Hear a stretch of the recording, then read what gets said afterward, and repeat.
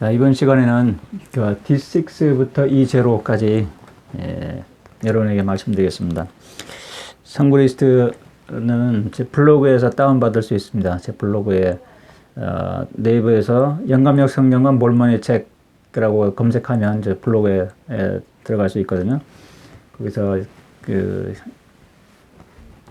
완전함, 거듭남과 완전함에 관한 선글리스트 다운받으면 이 번호에 맞게끔 제가 정리한 게 있습니다. PDF 파일로 그것을 참고하시기 바랍니다. 지금 D6는 136번, 1년 번호로 따지면 136번에 해당되는 선글리스트 세트입니다. 총 146개 중에서 136개 지금 하고 있는 중이니까 이제 10개 남았거든요. 그래서 앞으로 한 2번 정도 더 촬영하면 끝날 것 같습니다. 예. 지금 칠판에 이 벽에 글씨가 큼직하게 써졌는데 이 글씨도 제 막내딸이 쓴 겁니다. 제가 써달라고 부탁하고 그렇게 했습니다. 자, D6 창세기 25장 29절에서 34절 사이에 있는 것을 한번 살펴보겠습니다.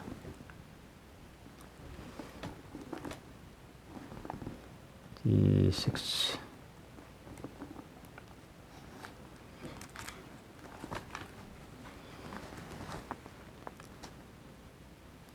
25장 29절. 이 부분은 야곱과에서에 관한 이야기인데요. 성경에서 이미 잘 알려져 있는 이야기이기도 합니다. 그러니까 아브라함이 이삭을 낳고 이삭이 결혼해가지고 쌍둥이를 낳았어요. 그래서 먼저 나온 형이 에서고 나중에 나온 동생이 야곱입니다. 그래서 에서는 털이 많은 사람이었고 사냥하러 돌아다니는 그런 와일드한 기질이 있는 사람이었고, 야곱은 집안에서 조용한 그리고 순전한 그런 성품 가진 사람이었습니다. 그런 내용들이 이 앞에 지금 쭉 전개돼요. 지금 선구 세트에 들어있는 내용은 야곱이 죽을 끓였어요. 이제는 세월이 지난 거죠. 이삭이 낳은 아들, 쌍둥이 아들들이 죽을 끓이고 에서는 사냥 가고 할 수 있는 나이가 됐으니까. 에서가 들에서 돌아와서 기진한지라.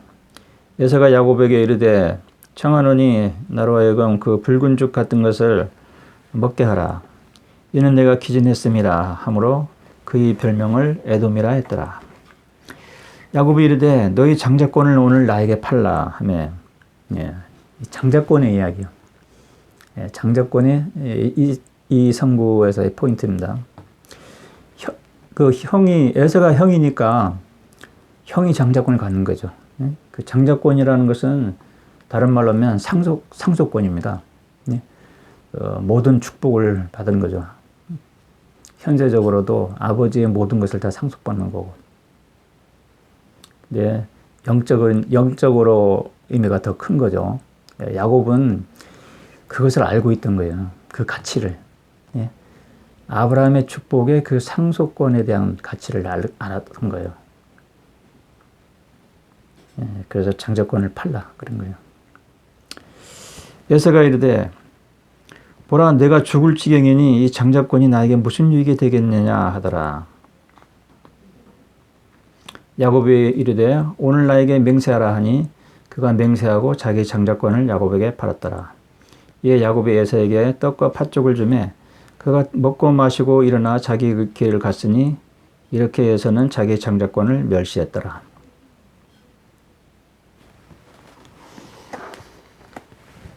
우리가 상식적으로는 장자권을 사고 판다는 게 이게 말이 안 되잖아요. 그지? 뭐, 장남이 권리는, 뭐, 옮길 수 없는 거라고 할 수 있잖아요. 그러잖아요.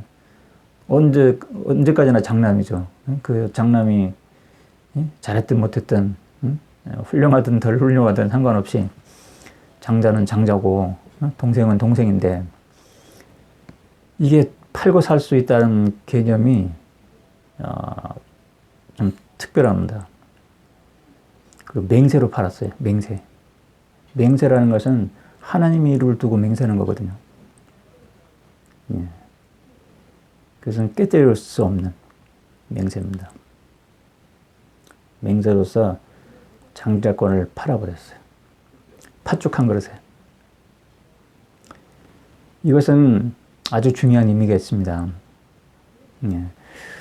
우리가 오늘날 여러분, 내 자녀, 후손 여러분이 사회생활에 바쁘고 여러분의 생계를 위해서, 삶을 위해서 열심히 살아가는 거 좋지만 그것 때문에 여러분의 장자권을 팔지 않도록 조심하세요. 이 장자권이 야곱의 경우에는 맹세로서 샀잖아요. 나중에 야곱의 그 축복을 물려받은 거예요. 아브라함의 축복을. 예. 장자권이 야곱에게 장자권이 떨어져 버려요. 예. 장자가 이제 야곱이 되는 거예요.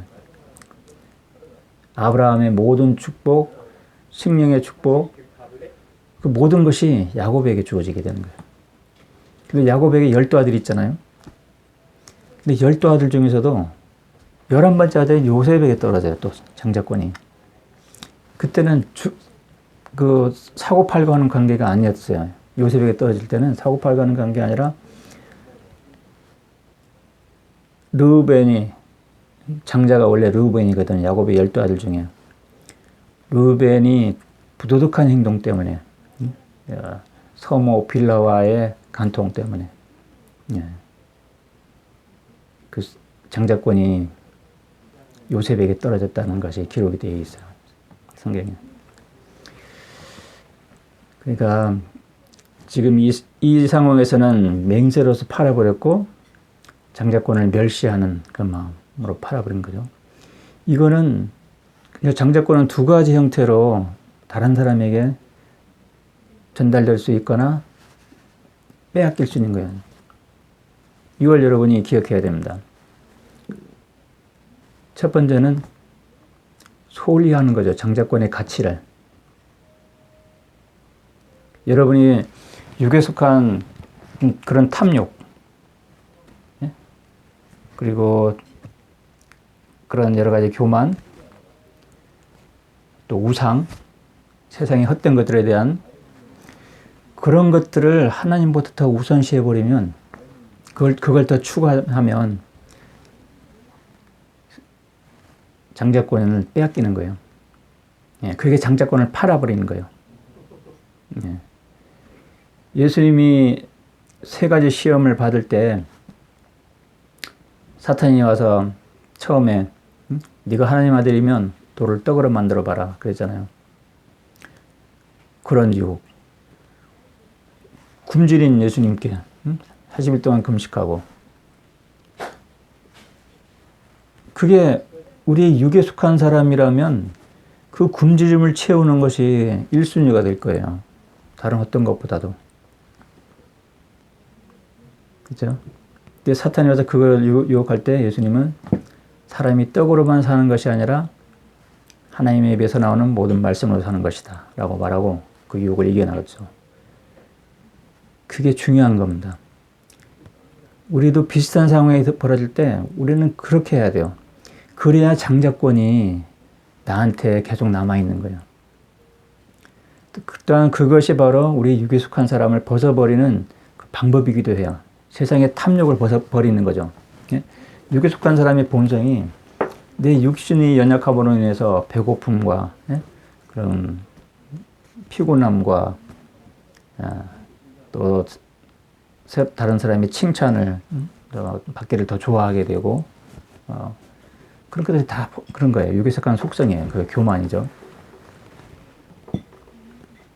그런 것들에 이끌려서 내 자신이 하나님께 향해야 되는 그 마음이 빼앗겨 버리면 장자권이 빼앗기는 거예요. 장자권을 팔아버리는 거예요. 그게 장자권을 팔아버리는 것이 됩니다. 그리고 우리 자신의 범법에서도 여러 가지 범법이 있지만 특별히 순결법에 관한 부분,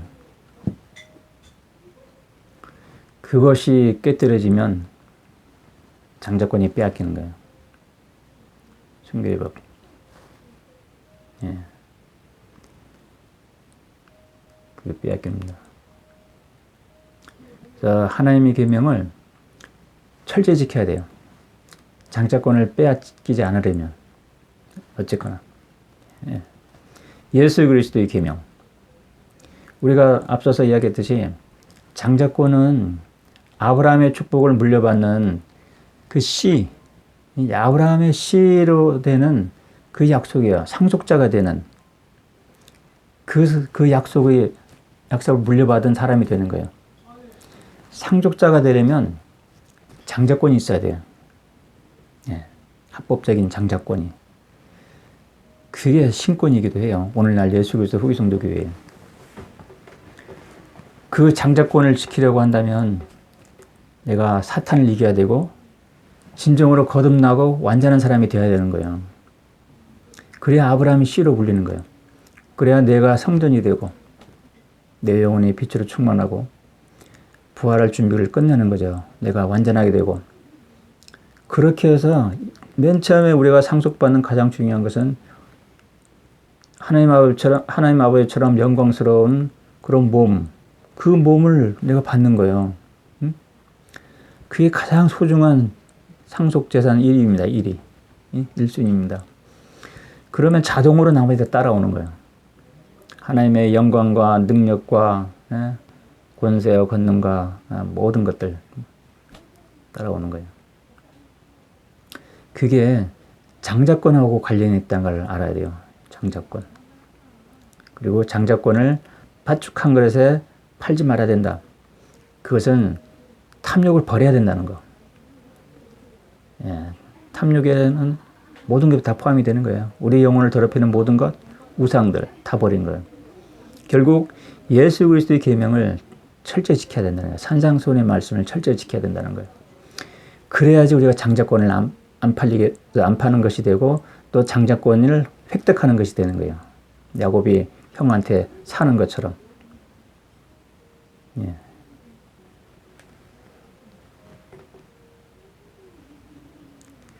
그렇습니다. 자, 다음 봅시다. D7, 창세기 26장 1절에서 5절. 26장 1절에서 5절. 그 땅에 기근이 들었는데 아브라함의 시대에 있었던 첫 기근이 아닌 다른 기근이라. 이삭이 그랄에 가서 블레셋 족속의 왕 아비멜렉에게 이르렀더라. 이 아비멜렉은 아브라함하고 맹세를 했던 그 사람이에요. 그랄 왕. 아비멜렉은 아브라함하고 굉장히 친분이 있는 사람이기도 하고 나름대로 의로운 왕이기도 했어요. 아비멜렉이. 또 그렇지만 아비멜렉의 그 마음 속에는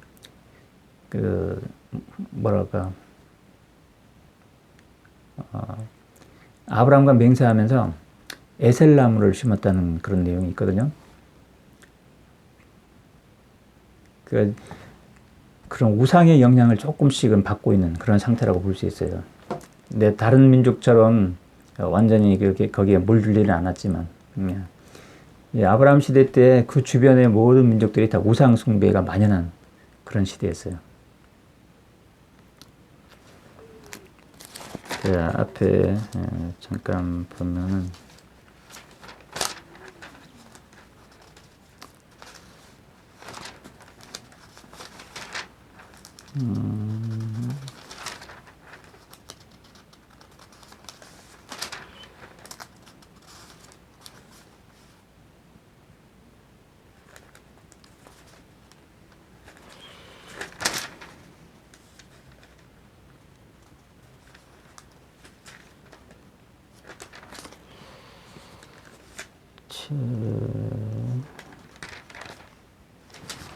아비멜렉.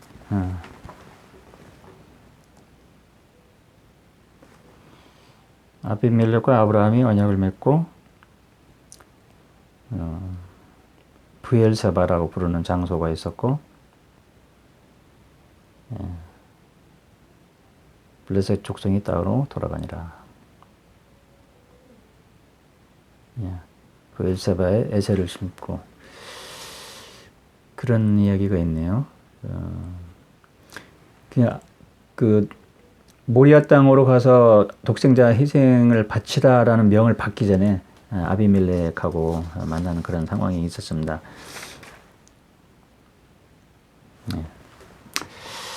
자, 그거는 아주 중요한 이야기는 아니고 그냥 생각이 나서 한번 잠깐 찾아본 건데, 아주 중요한 이야기는 아닙니다. 그래서 지금 다시 D7으로 돌아가겠습니다. 그러니까 블레셋 족속의 왕 아비멜렉에게 갔죠. 그러니까 우리가 이 나이를 대충 생각해 보면 아비멜렉은 이삭보다 훨씬 많은 나이라고 우리가 이해할 수 있습니다. 그래서 아비멜렉하고 아브라함하고 맹세하고 이런 관계가 있었는데, 아브라함의 아들 이삭이 이제는 여기에 가는 상태가 됐으니까, 그죠?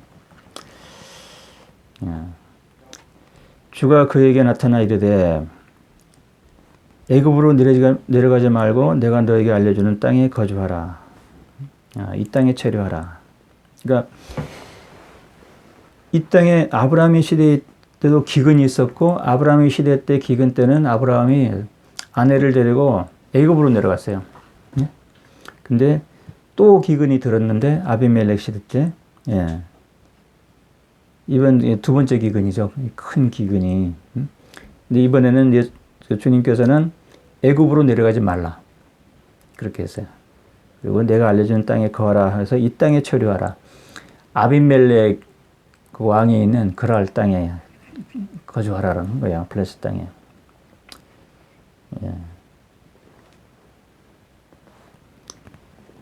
그러면 내가 너와 함께하여 너를 축복하리라. 이 모든 지역을 너와 너희 씨에게 주어 내가 너희 아버지 아브라함에게 맹세한 맹세를 이행하리니. 아브라함의 축복이 이제 이삭에게 내려가는 장면이 여기 있습니다.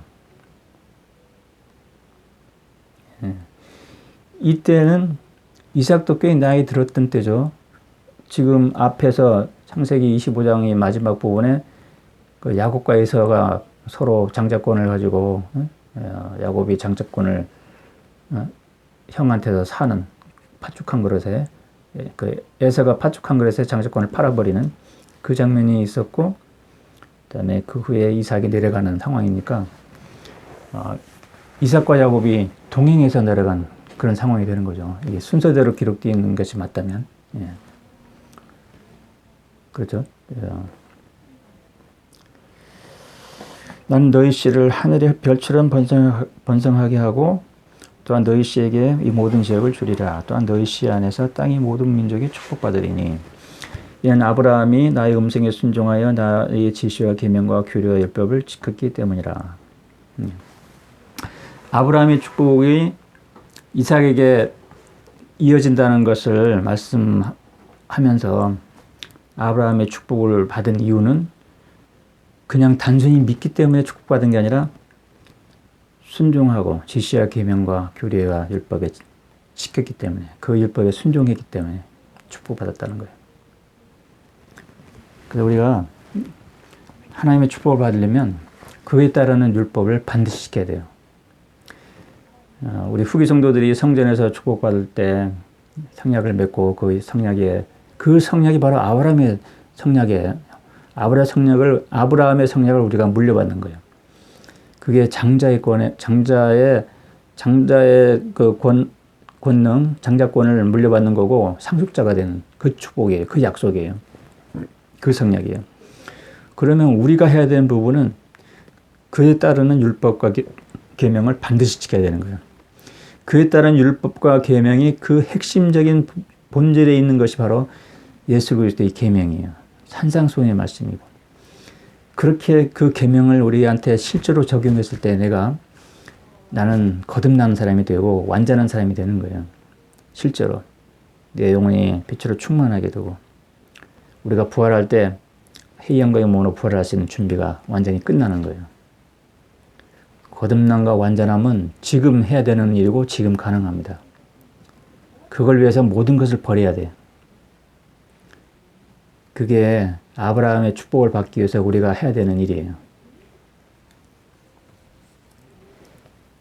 아브라함이 제가 선구세 때 여기를 포함시킨 것은 아브라함이 그냥 단순히 믿기만 해서 그런 축복을 받은 게 아니라는 걸 다시 한번 확인시키는 거예요. 이미 앞서서 그 여러 가지 과정에서 설명을 이미 했지만 그렇습니다. 자, 봅시다. 그리고 이것은 선구세 때 포함이 되지 않은 거지만 내가 조금 이야기할게요. 계속 이어서 보면 이제 이삭이 그랄에 거하면서 아내 관해서 물으면 그녀는 나의 누이라 하라 그랬어요. 이삭의 아내는 그 리브가죠, 리브가. 예. 리브가인데 아브라함의 아내는 사라잖아요. 사라를 데리고 이집트로 갔을 때, 애굽으로 내려갔을 때도 이런 일이 있었어요. 너는 내 누이라 하라. 지금 요 이삭도 그랄에 머무는 동안에 자기 아내 리브가한테 너는 내 누이라 하라 그랬어요. 예. 이것은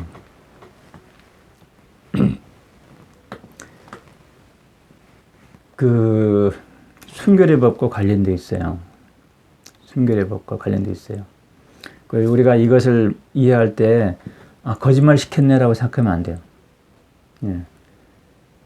또 실제로 아브라함서에는 이 맨 뒤에 붙어있는 아브라함의 기록이 있거든요. 아브라함서에는 애굽으로 내려갈 때 하나님께서 아브라함에게 지시를 했어요. 너의 아내를 누이라 하라고. 하나님께서 아브라함에게 내 아내 사라를 너의 누이라 하라고. 그게 아브라함의 자신의 의지대로 한 게 아니라 하나님의 지시를 받고 내 누이라고 그렇게 말한 거예요. 그게 아브라함서에 기록되어 있는데 지금 이 아비멜렉 앞에서는 하나님이 그렇게 지시했다는 기록은 여기는 없죠. 예, 없는데 어쨌든 너는 내 누이라 그랬어요.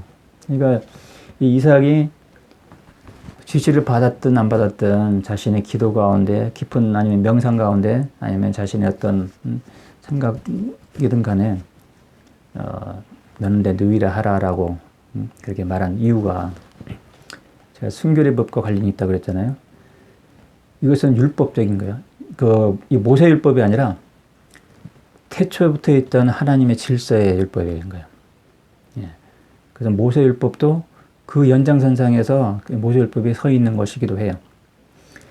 무슨 말이냐면 아내가 남편하고 결혼하잖아요. 그럼 남편과 아내는 깨뜨릴 수 없는 관계가 되는 거예요. 예. 하나님이 남자와 여자를 지으시고 두 사람이 하나가 되게 하고 이것은 분리될 수 없는 관계예요. 이 사람이 산장소원에도 그랬잖아요. 예? 간음 이외의 조건으로는 결코 이혼하지 말라는 거예요. 서로 성격 차이로 이혼하거나 다른 이유로 이혼하면 그건 간음하는 거예요. 예. 간음한 이유 없이 다른 여자하고 결혼하면 간음하는 거예요. 또한 이혼한 여자하고 결혼하는 것도 간음하는 거예요. 그건 산상수훈에서 말씀하셨고 예수 그리스도께서는 그 말을 여러 번 했어요. 신약성경에서.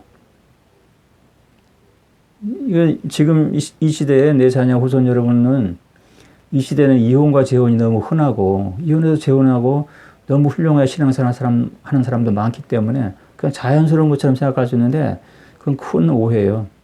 우리가 그 사람에 대해서 심판할 필요는 없어요. 심판은 하나님께 맡기는 것이지만 하나님께서 명하신 것은 예수 그리스도 복음에서 분명히 예수께서 산상수훈에서 명하신 것은 이혼하지 말라는 거예요. 간음 이외에는 그거거든요. 그런데 그렇게 결혼을 해서 이혼을 절대 하지 말아야 되는 것이 원칙이지만 배우자가 죽을 때 한 사람이 죽으면 그 사람이 그 율법에서 자유롭게 되는 거예요. 예. 만약에 남편이 죽잖아요. 그러면 그 아내는 다른 사람하고 자유롭게 결혼할 수 있어요.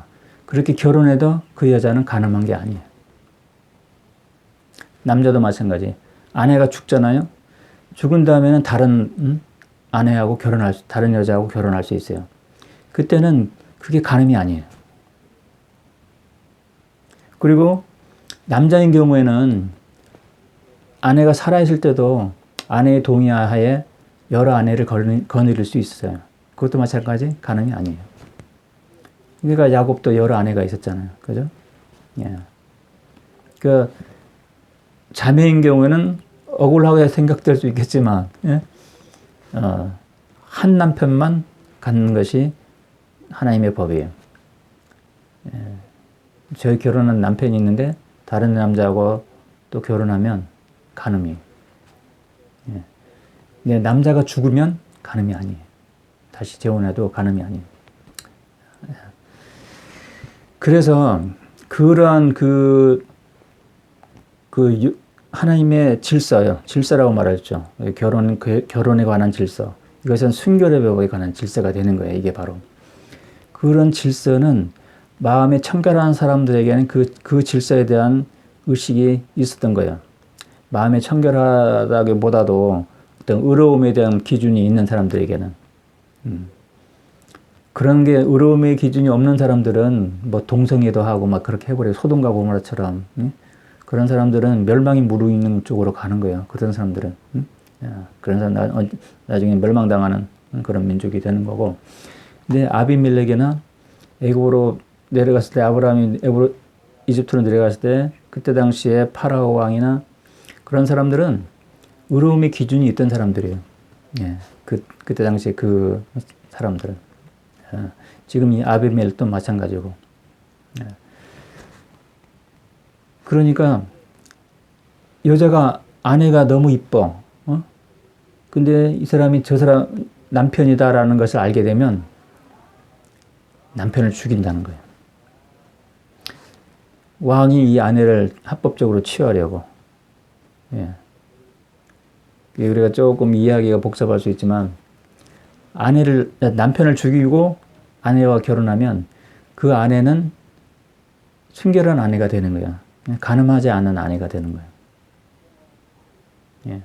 그런 보이지 않는 그 불문율이라고 말하죠. 불문율이 있기 때문에 나를 누이라고 하라 한 거예요. 동생이라고 하니까 오히려 더 반대로 극진하게 대접해 주는 거. 오빠라고 생각하니까. 그러니까 애굽에서도 아브라함에게 파라오가 많은 재물들을 주고 양떼 가축들을 주고 그렇게 했던 거예요. 지금 그러한 똑같은 상황이 이 아비멜렉에게도 일어나는 상황입니다. 그런 거예요. 이 순결의 법이 굉장히 중요해요. 그래서 그러한 경우에 애굽에서도 그렇고 아비멜렉에도 그렇고 그렇게 해서 오빠인 줄 알고 데려왔잖아요. 애굽 왕은 사라를 데려왔고, 그죠? 오빠라고 하니까 데려왔고. 지금 이 아비멜렉도 마찬가지로 오빠라고 하니까 데려와요. 그 리브가를. 데려오는데 그날 밤에 하나님께서 꿈으로 이야기합니다. 그런 내용 한번 볼까요? 예.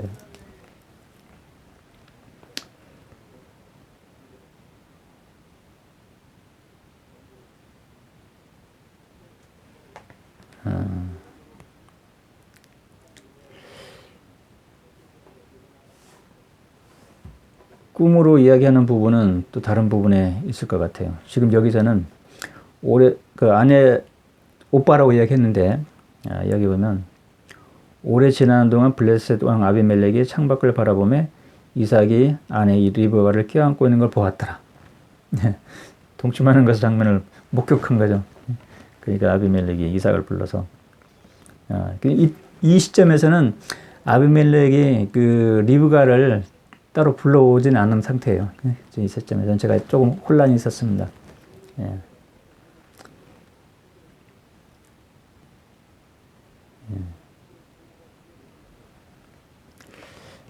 그 나중에 또 비슷한 상황이 벌어져요. 예. 그때 그런 꿈으로 막는 경우가 있거든요. 그때 정확하게 내가 기억이 안 나는데 나중에 찾아보면 내가 이야기하다가 내가 진행하다가 나타나면 이야기할게요.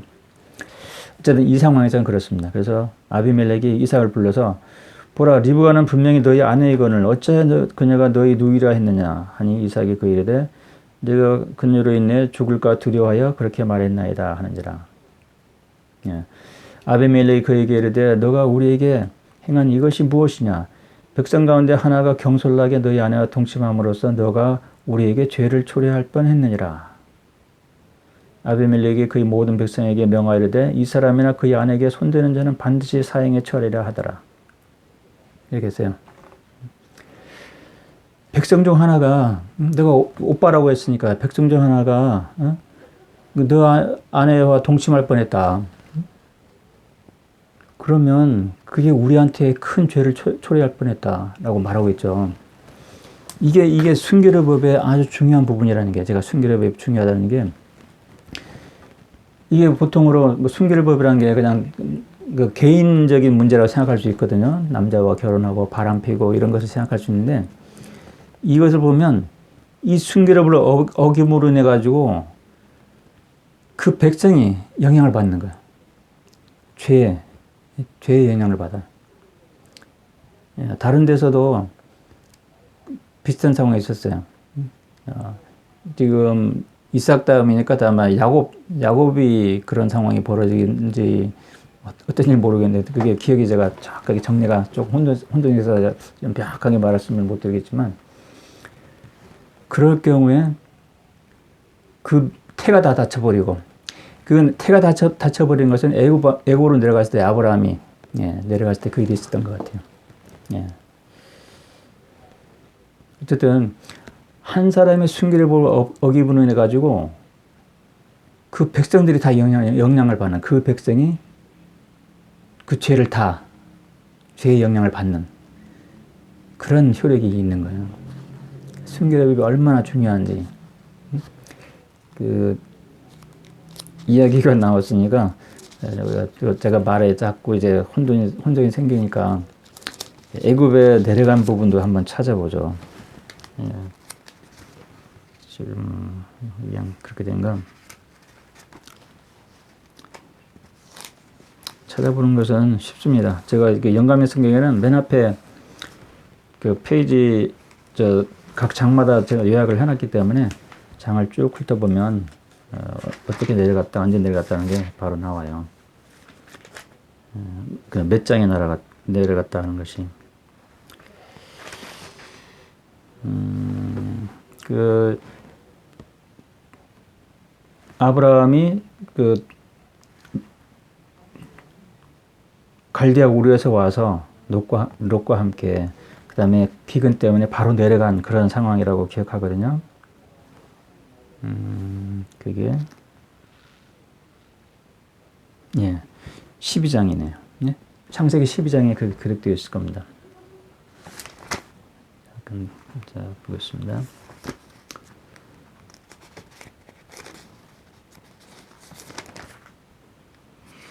그 아브라함의 축복에 내려오는 과정에서는 아내의 역할들이 아주 중요했던 거예요. 결혼 상대자의 역할들. 그죠? 배우자를, 아내를 함부로 결혼을 하지 않았어요. 다. 그래서 우리가 영원한 결혼이 이 축복의 아주 중요한 열쇠가 되는 거예요. 순결의 법, 헌납의 법, 순결의 법, 희생의 법, 복음의 법. 이게 아주 다 중요한 겁니다. 이게 직접적으로 영향을 주는 거예요. 그래서 순결의 법을 어기면 그 축복에서 떨어지는 거예요. 그러니까 여러분이 부도덕한 생각, 동성애 이런 건 바로바로 지금 차단해버려야 돼, 버려버려야 되고 여러분이 영원한 축복을 놓치는 그 원인이 되는 거예요. 그게 바로 장자권을 잃어버리는 원인. 12장, 창세기 12장 보겠습니다. 제가 성구리스트를 쭉 이야기하지만 성구리스트 자체를 꼭 스터디하는 그 자체가 목적이 아니라 거듭남과 완전함과 관련해서 필요한 것들 여러분에게 전하는 것이 목적이기 때문에 제 느낌이 되는 대로 생각이 나는 대로 여기저기 왔다 갔다 하면서 이야기하겠습니다. 때때로 내가 기억이 정확하지 않기 때문에 어떤 사건의 순서나 이런 것들이 조금 혼선이 있을 수가 있어요. 그런 부분은 여러분들이 개인적으로 또 전체적으로 읽어가면서 정리를 해 주시길 부탁드립니다. 다시 한번. 창세기 12장 10절에서부터 보면 비근이 심해서 애굽으로 내려가게 되는데 12장 11절에 보면 자기 아내 사라에게 이르되 이제 보라 내가 그대는 아름다운 여자라 그러므로 애굽인이 그대를 보면 그들이 나를 죽이리니 13절에 보면 나의 누이라 말하라 그런 게 나오죠. 그렇게 해서 파라오의 방백들이 파라오 앞으로 그 사라를 데려가고요. 그리고 파라오는 그 아브라함에게 오빠로 생각해가지고 아브라함을 잘 대접해주고 이때는 아브람이었습니다. 아브람. 예. 양과 소와 낙 이런 건 아주 재물들을 푸짐하게 주고 아브라함은 아내 덕분에 부자가 된 거예요. 어떤 면에서는 그죠? 애굽에 가서 오빠라고 하니까 아주 아름다운 아내를 둔 오빠니까 파라오가 아주 정성을 다해서 모신 거죠. 선물도 주고. 근데 17절에 보면 아브라함의 아내 사라로 인해 주가 파라오와 그의 집을 10만 역병으로 친지라. 파라오만 친 게 아니라 그 집안을 다 쳐버린 거예요. 그러니까 파라오가 18절에 아브라함을 불러 이르되 너는 이 일로 나에게 무엇을 했느냐? 어찌 너는 그녀가 너의 아내인 것을 나에게 말하지 않느냐? 어찌 너가 이르기를 그녀는 나의 누이라 했느냐? 네가 그녀를 취하여 아내로 삼을 뻔했느니라. 이렇게 했어요. 예. 한 사람을 데려와서 합당하지 않게 순결의 법을 어기게 될 경우에 남의 아내를 데려다서 그랬을 때 그 집안이 다 10만 역병이 걸려버린 거예요. 이 파라오만 친 게 아니라.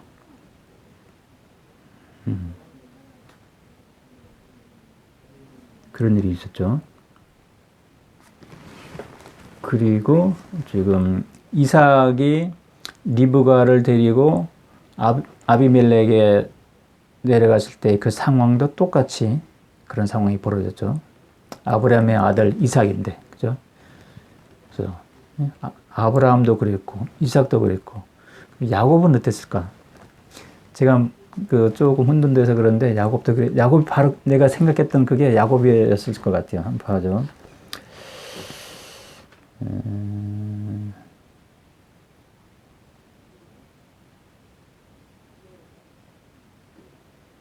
지금 방금 읽은 것은 12장이었죠.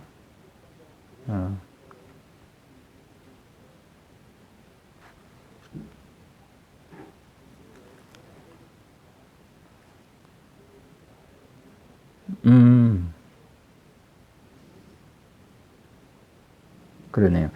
20장에 창세기 20장에 보면 그 바로 아브라함이네. 아브라함이 창세기 20장에 아까 아브라함의 그 창세기 10장 봐보죠. 창세기 10장. 이거는 조금 내가 혼돈선이 있긴 하지만 이렇게 정리는 할 필요가 있을 것 같습니다. 이 시간에 시간이 좀 걸리지만 창세기 20장에 그냥 그게 단순한 이야기가 아니에요. 아주 이 상속받는 거듭남과 완전함과 관련돼서 영원한 축복을 상속받는 키가 될 수도 있는 거예요. 그게 바로 순결의 법이 아내와 영원한 결혼, 그죠? 우리가 지금 현재도 예수 그리스도 후기 성도교에서도 성전의식에서 가장 최꼭대기에 있는 의식은 성전 결혼이잖아요. 성전 결혼. 그죠? 아내와 함께. 그게 예전부터 있었던 거라요. 있었던 거라는 말입니다. 아브라함도 그렇고, 이삭도 그렇고. 자, 창세기 20장에 봅시다.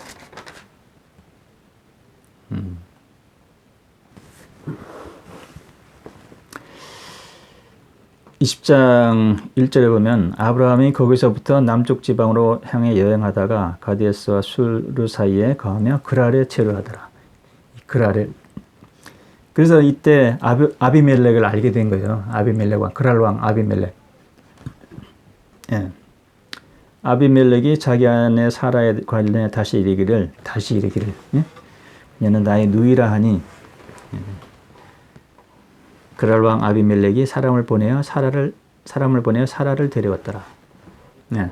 이 아비멜렉이 사라를 데려온 거예요. 또 이 사라가 애굽에서는 파라오가 데려갔고 또 이 아브라함이 그랄에 체류하는 동안에 아비멜렉이 사라를 또 데려간 거예요. 네.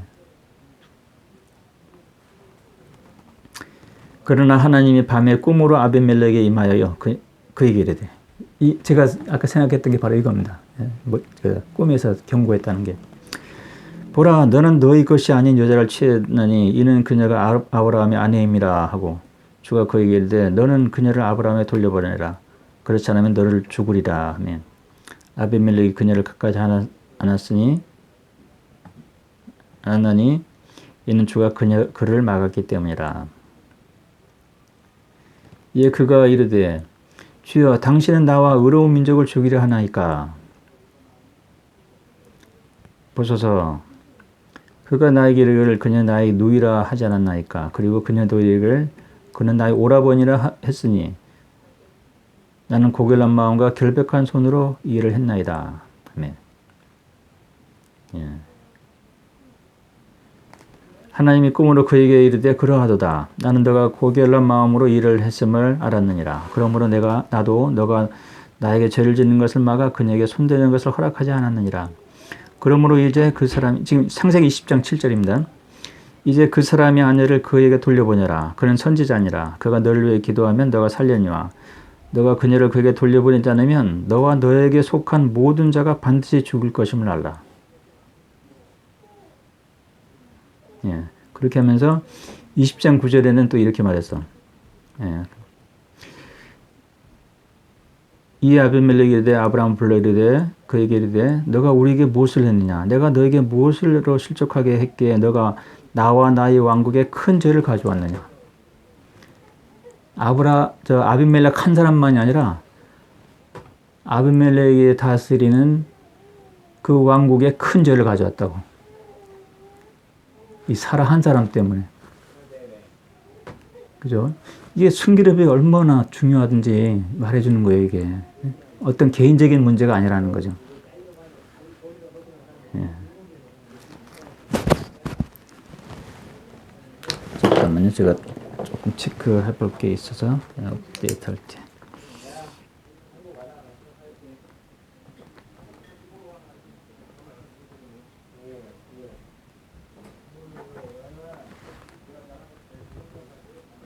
예.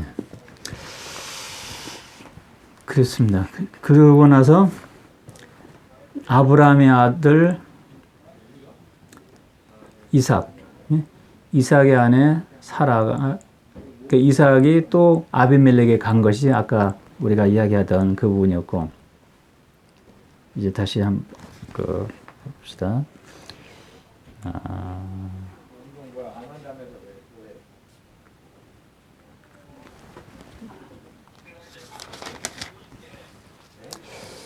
야곱의 경우는 그러지 않았나 모르겠네요. 야곱은 그런 일이 없었던 것 같기도 하고, 야곱이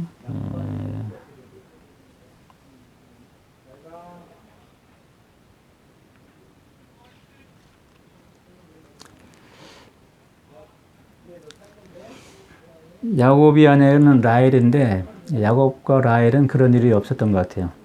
예. 이렇게 보니까 없었던 것 같고. 그래서 아브라함이 아들 이삭도 또 그라레가 내려가게 된 거죠. 예? 예. 그게 우리가 지금 공부하고 있던 D7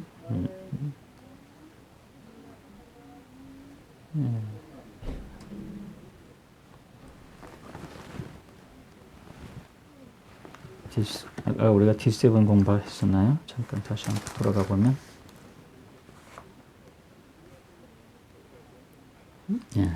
D7 26장 1절에서 5절 요거 이야기하다가 이제 쪽 아비멜렉까지 곁들여서 이야기하게 됐는데 그렇게 된 거예요. 그러니까 이삭의 아내 리브가인 경우에는 이제 아비멜렉하고는 나이 차가 많은 상황이 된 거죠. 그래서 아비멜렉은 아브라함의 아내 사라를 데리고 와서 그런 일이 벌어진 것이 있었고 이제는 또 그 아들 이삭이 보니까 이제 이미 아는 사이가 된 거예요. 아버지 아브라함이 아들이구나라고 소개가 되면 그냥 아는 거죠. 그렇구나. 그래 반갑다 했을 거예요. 그래서 이삭은 리브가하고 같이 살도록 된 상태고 그런 과정에서 어느 날 창문으로 보니까 둘이 함께 동침하는 것을 목격하게 되고 그래서 불러가지고 이야기하는 것이 내 백성 가운데 하나가 경솔하게 너와 너의 아내와 동침해서 우리에게 큰 죄를 초래할 뻔했느니라 라고 아비멜렉이 이삭에게 말하는 그런 상황이 있습니다. 그러니까 아브라함의 아내와 이삭의 아내로 인한 그런 그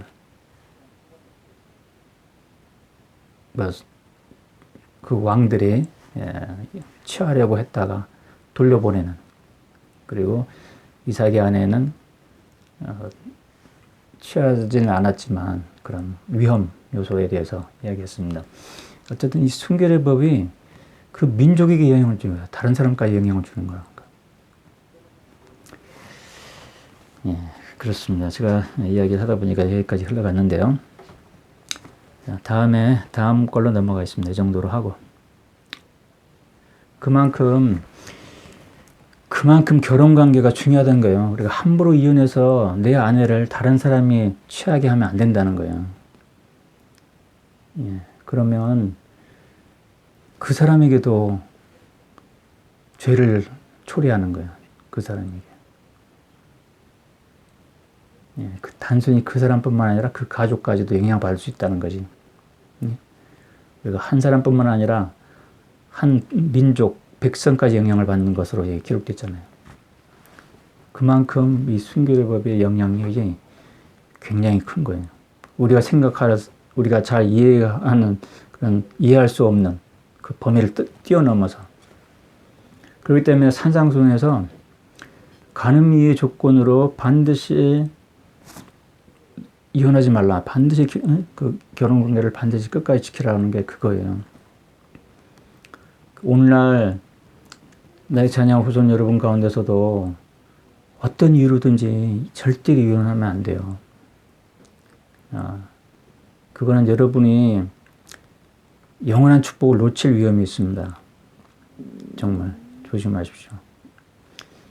그것은 예수 그리스도의 계명에 바로 들어가 있는 거고 그 후에도 여러 차례 말씀하셨어요. 그 후에도 신약성경에서도. 그리고 구약에서 이 아브라함이 얘, 이삭이 얘를 내가 일부러 더듬어가면서 새롭게 찾아가면서 설명을 다시 새롭게 하는 것도 그만큼 중요하다는 것을 여러분께 보여드리려고 일부러 찾아서 말씀드리는 거예요. 예. 그것은 우리 영생하고 관련되어 있습니다. 순결의 법은. 아까 얘기했듯이 이스라엘의 12아들 중에서 르우벤이 장자였고 장자권이 르우벤에게 떨어지는 상황이었어요. 마땅히. 근데 그 장자권이 놓친 이유가 순결의 법 때문에. 르우벤은 자기 아버지 그 야곱의 아내였던 빌하, 여종이죠, 여종. 라헬의 여종. 예? 빌하하고 간음을 범한 거예요. 그것으로 인해서 떨어져 난 거예요. 그것 때문에. 축복을 놓친 거야. 장자권을 놓친 거예요. 그것 때문에 장자권이 요셉에게 떨어졌어요. 이 장자권이 첫째가 놓치면 둘째가 장자권이 되는 게 아니라 어머니의 태에서 처음 난 초태생을 말하는 거예요. 초태생. 예. 그러니까 야곱의 아내 중에서 합법적인 아내는 레아하고 라헬이었어요. 레아하고 라헬. 그렇기 때문에 레아에게서 난 장자가 르우벤이었거든요. 그 르우벤이 레아에게서 초태생이에요. 태에서 처음 난 자. 예. 초태생이 장자예요. 두 번째 나는 장자가 아닌 거예요. 장자가 상관없는 거예요. 그러나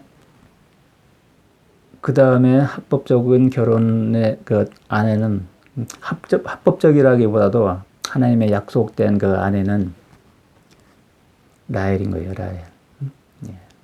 하나님의 약속으로 주어진 아내는.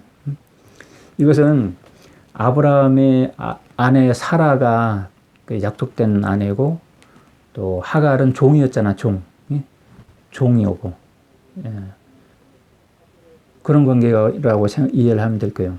그러니까 라헬하고 레아는 자유로운 여자 두 사람에 해당되는 거고, 그 종의 그 빌라하고 그 다른 여종 있죠. 그 여종 이름이 또 내 기억 안 나는데, 아내가 4명이지만 라헬의 여종은 빌라하고, 그리고 레아의 여종은 또 다른 사람이 있어요. 종의 아내는 상속자가 될 수 없어요. 예, 종의 아내는. 그러니까 지난 시간에 얘기했듯이. 그러니까 상관이 없는 거예요. 거기서는 초태생이라도 의미가 없는 거예요. 말하자면. 그래서 이게 씨라는 거예요. 씨라는 의미가 있어요. 씨. 근데 레아하고 라헬은 자유로운 여자였기 때문에 레아에서 태어난 르우벤은 합법적인 권리가 있었던 사람이에요. 원래. 근데 순결의 법 때문에 놓쳐버린 거죠. 근데 그러면 다음에 그 권리가 합법적으로 갈 사람은 라헬에게서 난 초태생인 거예요. 그게 요셉인 거예요. 다른 형제들의 서열로 따지면 11번째지만 초태생으로 따지면 2번째였던 거죠. 르우벤이 첫째고 그 다음에는 요셉이었던 거예요. 근데 르우벤이 떨어져 버리니까 그게 요셉에게 간 거예요. 이건 여러분이 참고로 알아두시면 좋겠습니다. 라헬, 레아, 이것도 좀 헷갈리니까, 한번 그것도 잠깐 찾아볼까요? 실바네, 실바. 예. 레아의 여종은 실바였어요, 실바. 그리고 라헬의 여종은 빌하였고, 예. 근데 종의 자녀들은 상속권에서 제외되었다는 거. 그 아브라함 때 사라가 말한 그 말 그대로예요. 예? 상속자가 될 수 없어요. 초태생이라 해도. 예. 근데 레아하고 라헬은 자유로운 여자였거든, 둘 다. 그죠? 하나님은 야곱은 라헬을 더 이뻐요.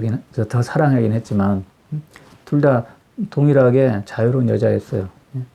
그래서 장자권은 당연히 르우벤이 취할 수 있는 그런 기회가 있었던 거예요. 근데 르우벤이 라헬의 여종 빌라하고 간음을 하는 바람에 그게 떨어져 버린 거예요. 빼앗긴 거예요. 장자권을 빼앗긴 거예요. 그래서 라헬이 초태생인 요셉에게 장자권이 떨어진 거예요. 순결을 배구하는 거예요. 반면에 요셉은 이야기 나와서 조금 더 얘기하죠. 요셉이 축복을 받게 된 그 아주 중요한 키가 또 순결의 법이었어요.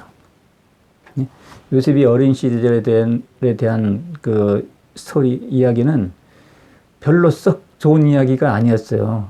아버지한테 고자질을 하는 그런 사람들이었거든요.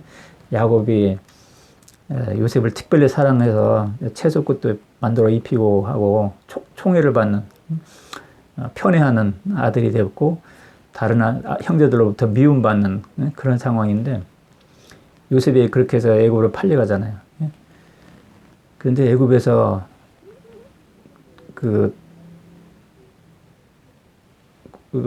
시위대장 보디발의 집에 팔려갔는데 모든 일을 잘하고 다 그렇게 하고, 근데 요셉이 또 아주 그 준수한 외모도 갖고 하니까 보디발의 아내가 유혹을 하잖아요.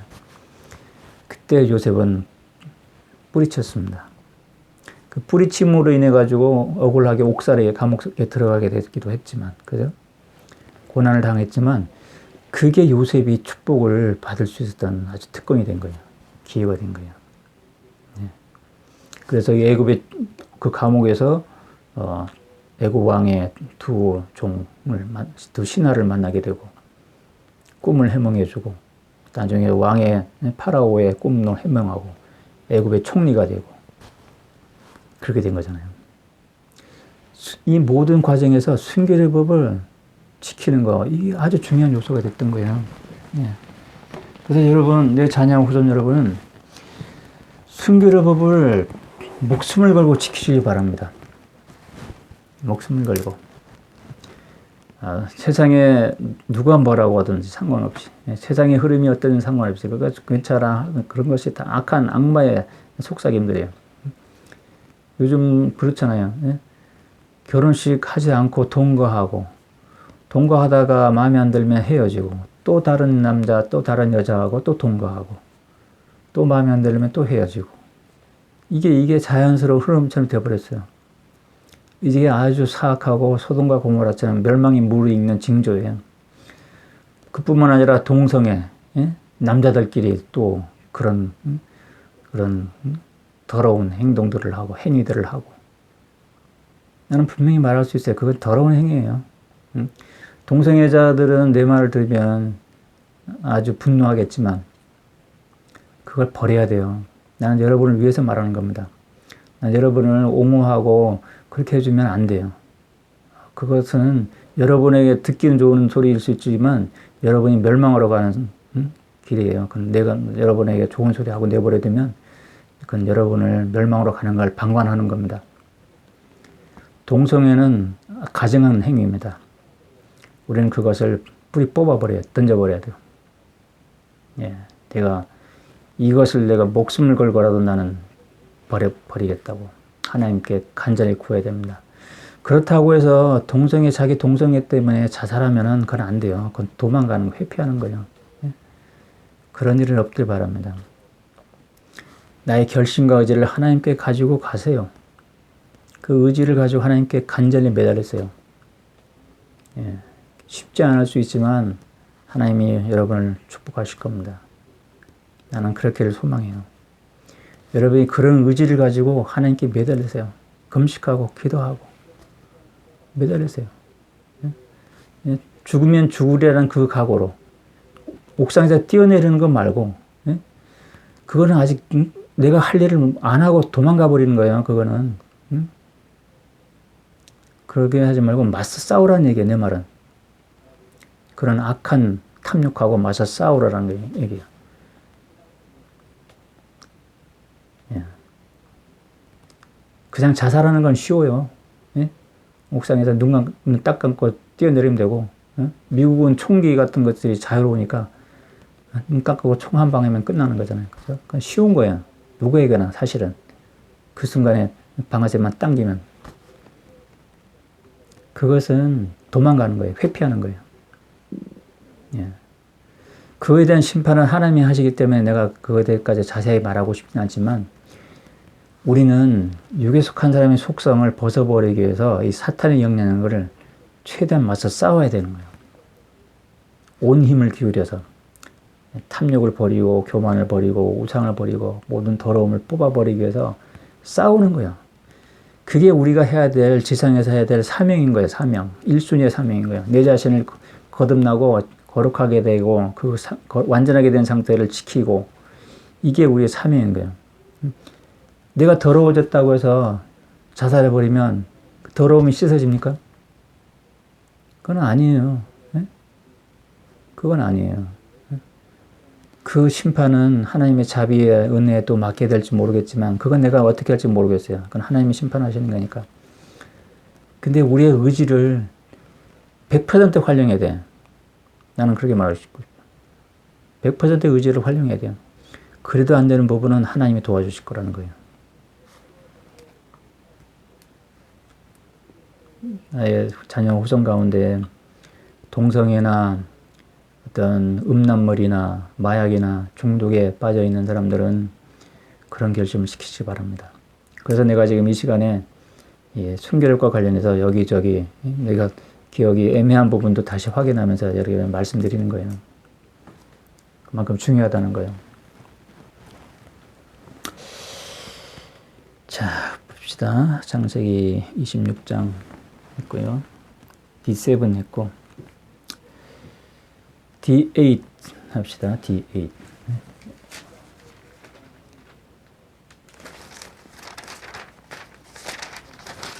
D8은 창세기 27장 1절에서 29절입니다.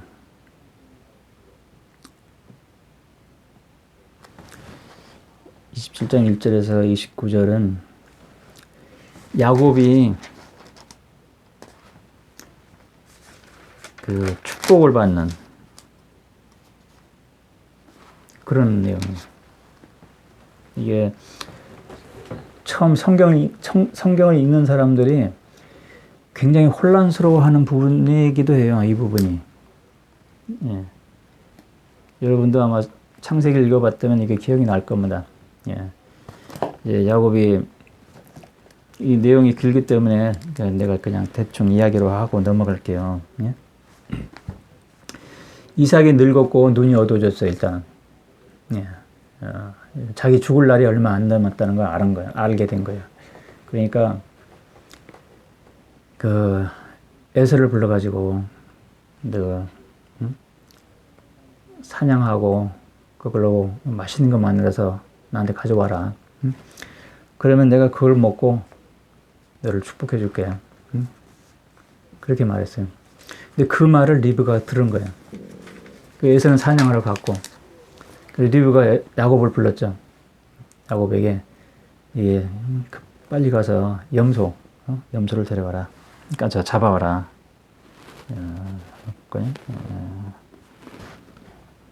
염소 2마리를 잡아와라. 그랬어요. 내가 요리해 줄 테니까 그거 가지고 아버지한테 가서 축복받아라. 그런 거예요. 그 야곱은 두려웠어요. 그잖아요. 형은 매끈매끈한 사람이고, 형은 털이 많은 사람이고, 나는 매끈매끈한 사람인데, 내가 가서 아버지한테 축복받으려고 하다가, 거짓말하는 게 탄로 나면 축복이 아니라 저주받을 거라고. 사실이 그렇잖아요. 그러니까 나는 안 된다고. 야곱은 그렇게 한 거예요. 어머니가 권고했죠.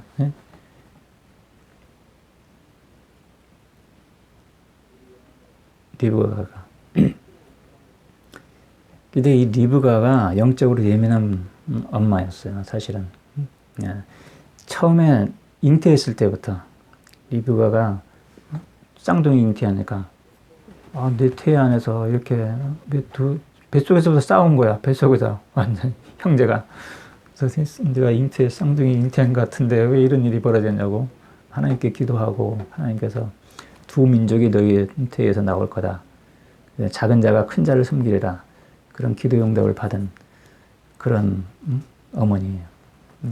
영적으로 이 동생이 야곱이 축복을 받을 거라는 것을 알았던 거예요. 사실은 임신했을 때부터 하나님부터 계시를 받고 그걸 영감을 계시를 받고 알았던 거예요. 그러니까 지금 저 남편이죠. 남편. 그러니까 야곱과에서의 아버지 이삭이 늙어서 이제 죽게 됐을 때 그 축복을 받을 사람은 야곱이라는 걸 알았던 거예요. 그래서 어머니가 못 모르고 그냥 자기 아들, 자기가 야곱을 이뻐하니까 형 소개고 몰라야 돼. 빨리 축복받아. 이렇게 한 게 아니라는 거예요. 하나님의 뜻을 알았기 때문에 그 어머니가 그 리브가가 하나님의 뜻을 알고 있었기 때문에 그렇게 한 거예요. 그리고 야곱과 에서의 그 신앙을 또 알았던 거예요. 에서가 팥죽 한 그릇에서 장수권을 또 팔아버렸잖아요. 자신의 의지로. 맹세로. 그죠? 야곱은 그 장자권이 소중함을 알았던 사람이고, 그래서 형한테 팔라고 그런 거고. 응? 그런 거잖아요. 그러니까 야곱도 그렇고, 리브가도 그렇고, 참된 신앙, 참된 소망, 참된 사랑을 가지고 있는 거예요. 그게 바로. 예. 그렇지만 지금 이 축복받는 시점에서는 야곱이 두려워한 거예요. 거짓말인데 탄로나면 저주받을 것 같은데, 야, 어머니가 두려워하지 말라 그렇게 해서 준비시키죠. 그래서 그 맏아들 에서의 옷을 갖다가 입히고 요리도 해주고 그래서 축복받고 그렇게 하는 장면이 나오거든요. 그런데 별미를 만들고 옷도 입히고 털도 가죽을 염소새끼 가죽들을 이렇게 덮고 해서 만지면 털북숭이로 만져지는 거죠. 그래서 가서 27장 18절에 보면 그가 자기 아버지에게 가서 이르되 나의 아버지여 하니 그가 이르되 내가 있노라 나의 아들아 너는 누구냐 라고 했어요. 이 이삭이 그 야곱에 가서 나의 아버지여 하니까 너는 누구냐라고 반문한 것은 목소리가 다른 걸 아는 거지. 눈은 보이지 않지만 목소리 알잖아요. 그죠? 에서의 목소리하고 야곱의 목소리를 알잖아요. 아버지에서 왔는데 자기는 에서가 와서 이제 축복받으려고 올 거라고 지금 기다리고 있는데 목소리를 봤을 때는 분명히 아버지야라고 부른 목소리가 야곱의 목소리인 거야. 지금 눈은 안 보이지만. 그래서 넌 누구냐라고 확인 질문을 한 거죠. 이 순간에 야곱이 엄청난 긴장이 있었을 거예요. 아, 이거 뭐라고 할까? 야곱입니다 할까요? 아니면 에서라 할까요? 여러분 어떻게 생각하십니까? 예. 야곱이라 할까요? 에서라 할까요? 자, 다음 구절에 나옵니다. 야곱이 자기 아버지에게 이르되 나는 당신의 장자 에서니이다. 나는 당신의 장자 에서입니다라고 해서 야곱인데 장자 에서. 내가 당신이 병한 돌렸으니 청컨대 일어나 앉아서 내가 사냥한 고기를 먹고 당신의 영혼으로 나를 축복하소서. 이 이삭이 자기 아들에게 이르되 나의 아들아 너가 그렇게 속게 잡은 것이 어찌 된 일이냐 하니 그가 이르되 주 당신이 하나님이 그것을 나에게 인도했나이다 한 거예요. 에서라고 말하는데 이 이삭 입장에서는 아무래도 이상하죠. 일단 그런데 에서라고 대답하니까 그죠? 그래 예상가? 이런 생각이 들었을 것 같아요. 재미있네요. 여러분에게 설명하면서도. 네, 생각보다 빨리 왔다는 것이 또 그렇죠. 그래서 너 어떻게 빨리 왔냐? 하나님이 도와주셔가지고 빨리 잡고 이렇게 빨리 오게 됐습니다라고 설명한 거예요. 그러니까 27장 21절에 이삭이 야곱에게 이르되 나의 아들아 청하노니 가까이 와서 내가 정말 나의 아들 에서인지 아닌지 만져보게 하라. 이삭도 확인할 수 있는 방법이 있다는 걸 안 거예요. 가까이 와라. 네가 정말 에서인지 내가 만져보겠다 한 거예요. 에서라고 대답했지만 목소리는 여전히 야곱의 목소리니까. 그죠? 그러니까 자기 눈은 안 보이니까 눈으로 확인할 수는 없고. 예. 일단 목소리상으로는 분명히 야곱의 목소리인데 대답하기는 본인이 에서라고 하고 있고 그러면 마지막으로 확인할 수 있는 방법은 만져보는 거예요. 털복숭이하고 매끈매끈한 나서 차이가 명백하잖아요. 그래서 와봐라 만져보자 한 거지. 그 야곱이 정말 긴장이 되는 순간일 것 같아요. 이제 야곱이 자기 아버지 이삭에 가까이 가니 그가 그를 만져보면 이르되 이렇게 말합니다. 음성은 야곱의 음성이나 손은 에서의 손이로다. 그죠? 그래서 그의 손이 그의 형제와 에서의 손처럼 털이 있으므로 그를 분별하지 못하여 그를 축복하더라. 그래서 축복했어요. 축복하면서 그가 이르되 너가 정말 나의 아들 에서냐라고 또 확인 질문해. 또 축복하기 바로 직전에 확인점을 또 하는 거예요. 그가 이르되 그러하나이다. 그가 이르되 그것을 나에게 가까이 가져오라 하고 사냥고기를 먹고 그 다음에 축복을 시작하는 거예요. 먹고 포도주도 가져가니 고기도 먹고 포도주도 먹고 그의 아버지 이삭이 그에게 이르되 나의 아들아 가까이 와서 나에게 입맞추라 하니 그 가까이서 그에게 입맞추니 그가 그 의복의 냄새를 맡고 그를 축복하여 이르되 그 옷도 어머니 리브가 옷도 이제 그렇게 입힌 거잖아요. 형 에서의 그 맏아들 에서의 옷을 입혔거든요. 그러니까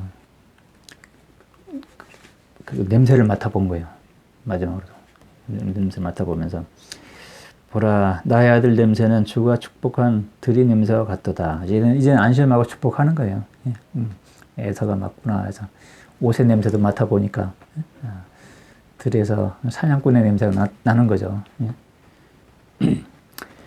그러므로 하나님이 하늘이 있을과 땅이 기름짐과 곡식과 포도의 풍성함을 너에게 주리라. 쭉 축복을 해요. 그래서 축복을 막 끝냈을 때 에서가 돌아온 거예요. 돌아와서 요리하고 들어온 거예요. 별미를 만들어 아버지한테 가져왔는데 아버지여, 네가 찬양구이를 먹고 나를 축복하셔서 한 거예요. 에서가. 이제는 딱 목소리가 에서 목소리지. 이제는 이삭이 목소리만 들어도 이거 에서구나. 뭔가 잘못됐구나 하는 거예요. 깨달은 거예요. 야곱은 이것저것 확인해 봤잖아요. 털도 확인해 보고 아무래도 아닌 것 같은데 하면서도 본인이 근데 에서라고 주장하니까 와서 옷의 냄새도 맡아보고 그렇게 했는데 진짜 에서가 왔을 때는 아버지 하는 그 목소리만 듣고도 에서구나 하는 걸 바로 안 거야. 그렇죠? 축복사가 아버지 그 얘기인데 그 아버지가 이때도 굉장히 당황했어요. 그래서 너는 누구냐 한 거죠. 자기가 이미 축복을 다 해버렸는데 에서라는 걸 직감을 했지만 너 누구냐 하면서 그가 이르되 나는 당신의 아들이요 당신이 장자의 에서니이다. 이렇게 하니까 이삭이 심히 크게 떨며 이르되 누구라고? 그러면 너가 오기 전에 나에게 사냥한 짐승이 고기를 가져와서 모두 먹고 축복한 그는 어디 있느냐? 이런 일이 벌어졌어요. 그러니까 에서가 울며 난리 났죠. 소리질러 이르되 아버지여 나를 축복하소서 나도 그리하소서 아버지여. 그런 일이 벌었습니다. 또 이런저런 막 서로 이야기하고 아버지여 에서가 아버지에게 나의 아버지여 당신 오직 하나의 축복만 가졌나니까 나를 축복하소서 나도 그리하소서 오 나의 아버지여. 에서가 소리 높여 울고 그랬어요. 근데 축복을 에서가 이삭이 에서도 축복했는데 그때는 이제 땅의 축복을 한 거죠. 곡식과 기름짐에 대한 축복을 해요. 어떤 영적인 축복을 한 게 아니라 영적인 축복은 야곱이 받아버린 거죠. 그래서 에서가 원한을 품게 됩니다. 이제 이삭이 아버지가 이제 돌아가실 날이 얼마 안 남았으니까 아버지가 돌아가시면 내가 이 야곱을 죽이겠다고. 그렇게 다짐하는 말을 또 어머니가 엿들었어. 그래서 야곱을 멀리 보냅니다. 그래서 멀리 가는 영이 나오고 거기서 이제 또 야곱이 라헬을 만나는 게 나오죠. 스토리가 그렇게 전개돼요. 자, 그래서 여기서 제가 이 지금 축복에 관해서 이야기할 때 이게 우리가 얼핏 보기에는 야곱이 속인 거잖아요. 세상의 관점에서는 속인 거예요. 그죠? 거짓말하고 속여가지고 축복받은 거예요. 그죠? 세상적인 관점에서는 나쁜 행동을 한 거예요. 우리가 행동했는데, 그래서 우리가 거듭남과 완전함에서는 어떤 행동이 중요하지 않고, 우리 마음의 율법이 중요하다는 거예요. 예수 그리스도의 계명, 산상수훈은 마음의 율법이에요.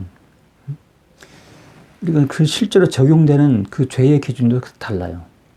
예. 제가 예전에 니파이하고 야곱 이 두 사람을 이야기했는데 지금 야곱이라서 세상적인 관점, 육에 속한 사람의 관점에서는 야곱은 거짓말한 거야. 분명히. 그 변명의 여지가 없이 거짓말한 거잖아요. 그죠? 그렇지만 하나님의 관점에서는 참된 신앙, 참된 소망, 참된 사랑을 가진 사람이에요. 야곱이. 그러니까 이 사람이 야곱인데 에서입니다 하고 또 형 에서의 옷을 입고 털 붙이고 이런 모든 것이 하나님 보시기에는 의로운 행동이 되어버린 거예요. 그러게요. 신앙, 소망, 사랑으로 하나님의 영광만을 전념하여 거하는 그 사람은 완전한 사람이에요. 거듭난 사람이 되고 영혼의 빛으로 충만한 사람이 되고 하나님 아버지처럼 완전하게 될 수 있는 그 완전한 상태가 마무리된 사람이에요. 그 사람은 선한 나무가 되는 거야. 성전이 되고. 예. 그렇습니다. 그러니까 그 사람이 하는 모든 일은 선한 열매가 되는 거예요. 무엇을 하든지. 지금 것처럼 우리가 볼 때는 속이는 것처럼 되고 거짓말하는 것처럼 보이지만 하나님 보시니 그것도 다 선한 일이 되어버린 거야. 그래서 마음이 선한 사람은 악한 일을 할 수가 없어요. 하나님 보시는 관점에서. 거듭난 사람은 악한 일을 할 수가 없습니다. 거듭난 사람이 악한 일을 하는 경우는 이 거듭난 사람이 사탄에게 져서 육에 속한 속성을 탐욕에 다시 이끌려버리는 경우, 이끌려서 행하는 경우, 또 우상과 교만에 이끌려서 행하는 경우, 그때는 악한 일이 돼요. 예. 그래서 우리는 거듭난 사람은 그걸 회개해야 되는 거야. 항상 내 마음이 성전처럼 깨끗하게 될 수 있도록 항상 기도하라. 예수님께서 항상 강조하는 거 그거거든요. 항상 기도하라. 쉬지 말고 기도하라. 범사에 감사하라. 이런 말도 있고 그러는데 예수께서 항상 기도하라는 것은 목적이 사탄을 유혹으로부터 보호받기 위해서 그렇게 기도하라는 거예요. 그러면 우리는 선한 나무, 완전한 나무, 거듭난 상태에 우리의 성전이 된 상태, 하나님의 영이 거하고 약속의 성령이 우리 안에 거하는 상태가 항상 유지됩니다. 그러면 우리가 하는 모든 일은 선하게 돼. 반대로 육에 속한 사람은 그 사람이 하는 모든 일이 하나님 보시기에 다 악하게 돼버려요. 부패한 나무는 선한 열매를 맺을 수 없다고 산상수훈에 말씀하신 거예요. 예수 그리스도께서.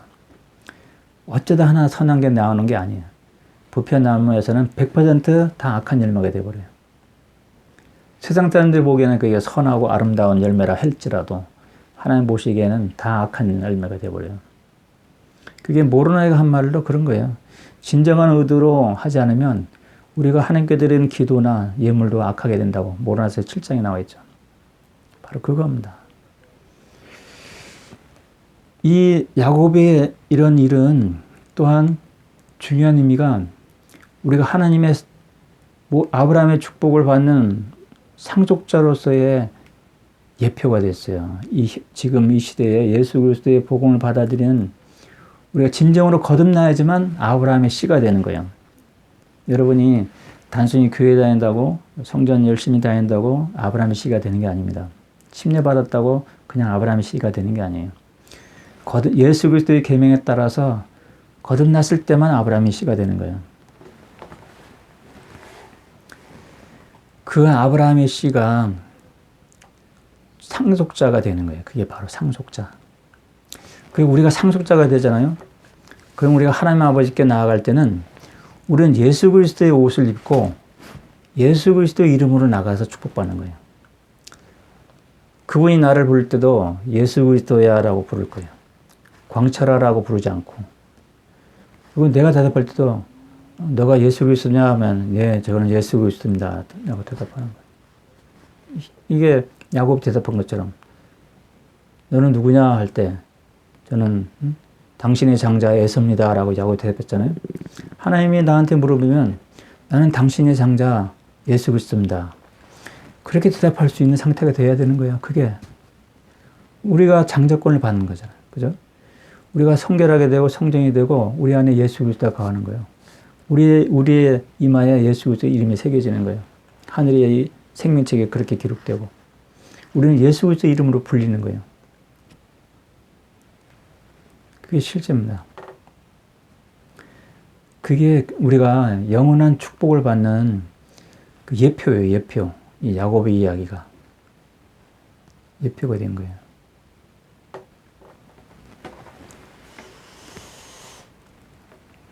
이 모든 과정은 상속자가 되는 거고, 또한 그렇게 되려면 아브라함의 씨가 돼야 되고, 그렇게 되면 우리는 완전하게 거듭나고 완전한 영혼으로서 준비가 돼야 돼요. 그래야지 완전한 새로운 피조물이 되고 상속자가 되는 거예요. 합법적인 상속자.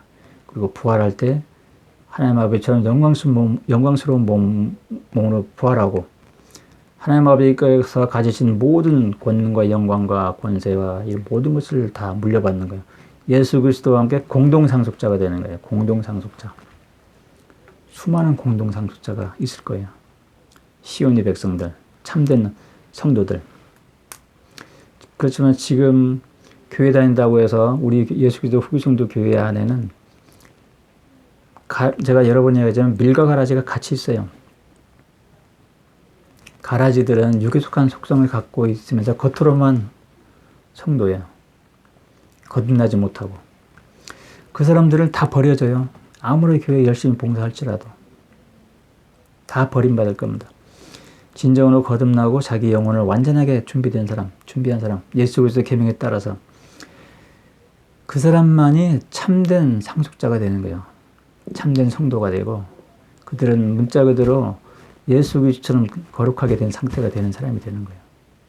육에 속한 사람이 예수 그리스도 이름처럼 예수 그리스도 이름에 명찰을 붙여가지고 하나님 나갈 수가 없어요. 그렇게 될 수가 없습니다. 하나님이 그런 사람들을 예수 그리스도라고 불러주지 않습니다. 육에 속한 사람은 악마의 종이 되는 거예요. 악마의 종이. 결과적으로는. 육에 속한 사람은 결단코 해영광의 몸으로 부활할 수 없어요. 육에 속한 사람은. 그리고 선을 행할 수 없어요. 아무것도. 그리고 악마에게 속아요. 결국은. 육에 속한 사람은 악마에게 질 수밖에 없습니다. 결과적으로. 악마에게 속고 지면 악마를 따라가는 사람이 되잖아요. 그러면 악마의 종이 되고 결국은 악마의 자식이 되는 거예요. 이걸 여러분이 명확하게 기억해야 됩니다. 우리가 흔히 알기로 해의 영광, 달의 영광, 별의 영광 알고 부활이 그런 단계가 있다는 거 하는데 그거는 하나님의 심판에 맡기고 달의 영광, 별의 영광에 대해서는 우리가 신경 쓸 필요가 없어요. 그건 하나님의 자비의 계획인 거예요. 그나마 어떻게든 하나님은 그 영광에 더 참여하려고 애를 쓰시는 거예요. 우리를 더 건지려고. 그런 과정에서 달의 영광도 있고 별의 영광도 수많은 등급이 있고 어쨌든 끌어올리려고. 그건 하나님이 그걸 구분하시고 하나님이 정하실 부분이기 때문에 그건 우리가 어떤 사람이 거기 가느냐 그건 연구할 필요도 없고 알 필요도 없어요. 그러니까 하나님이 하실 거니까. 근데 복음의 목적은 달의 영광에 가는 게 목적이 아니에요. 그래서 우리는 그걸 신경 쓸 필요가 없어요. 우리는 어쨌든 상속자가 되고 합법적인 아브라함의 씨가 되는 거 이게 목적이에요. 그 길은 단 하나밖에 없어요. 예수 그리스도의 계명대로 행하고 진정으로 거듭나게 되고 나고 내 영혼이 완전하게 준비되는 것. 그거밖에 없어요. 그래야지만 우리는 아브라함의 씨가 되고 장자의 권능을 합법적인 장자권을 받은 상속자가 되는 겁니다. 자, 그렇게 됐고요. D8 했네요. D9 D9 창세기 28장을 봅시다.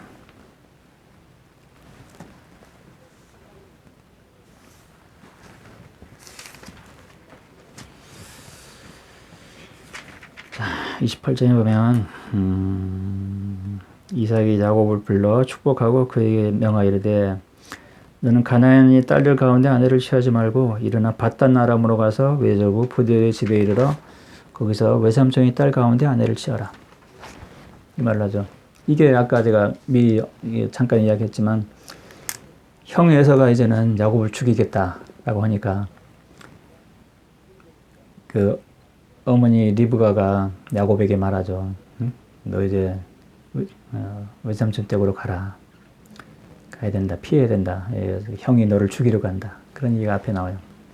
그렇게 말하고 이 남편에게 가서 리브가가 남편 이삭에게 가서 그런 말을 하는 거예요. 내 아들들이 이 가나안 딸들 가운데서 아내를 취하는 것은 내가 못 견디겠다. 나는 그걸 용납 못 하겠다. 그럴 경우 있으면 내 인생이 내가 사는 것 같지 않을 것 같다. 너무 괴롭다. 그렇게 이삭에게 하소연해요. 그러니까 이삭이 야곱을 불러가지고 이런 지시를 하는 거예요. 바단 아람으로 가라. 거기서 외삼촌 댁에서 딸을 아내로 취하라. 이때 그 야곱은 아직 결혼하지 않은 때고 형 에서는 이미 가나안 여자들하고 결혼한 상태였어요. 그러니까 리브가가 그 가나안 여자들이 며느리들이 행하는 것들이 영 싫은 거죠. 예. 하나님을 섬기기보다는 우상 숭배하는 그런 가족들, 그런 문화 속에서 자란 딸들이 여자들이니까, 그 며느리들이니까. 예. 그렇게 됐습니다.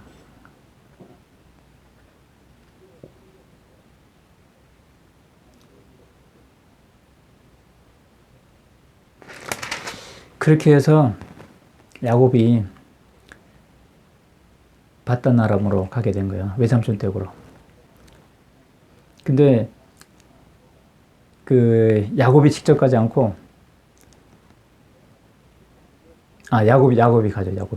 야곱이 갑니다. 가는 것은 야곱이 가고 이삭인 경우에는 아브라함의 아들 이삭인 경우에는 종을 보냈죠. 예. 종을 보내가지고 그 라반에게서 라반의 동생 리브가를 데려오는 종을 보내가지고 그 우물가에서 리브가를 데려오는 그런 내용이 이미 있었어요. 그래서 리브가가 이삭의 아내가 그렇게 된 거였고 지금은 리브가의 두 아들이 야곱과 에서인데 이 야곱의 경우에는 직접 갔어요. 예. 이삭의 경우에는 직접 가지 않았어요. 예. 종을 보냈거든요. 종을 보내서 리브가를 데려왔고. 근데 이삭의 경우는 직접 갔습니다. 가서 레아와 라헬 두 사람을 만나죠. 두 딸을. 예.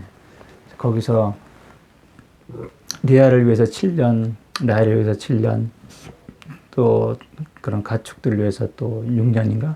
하여튼 20년 동안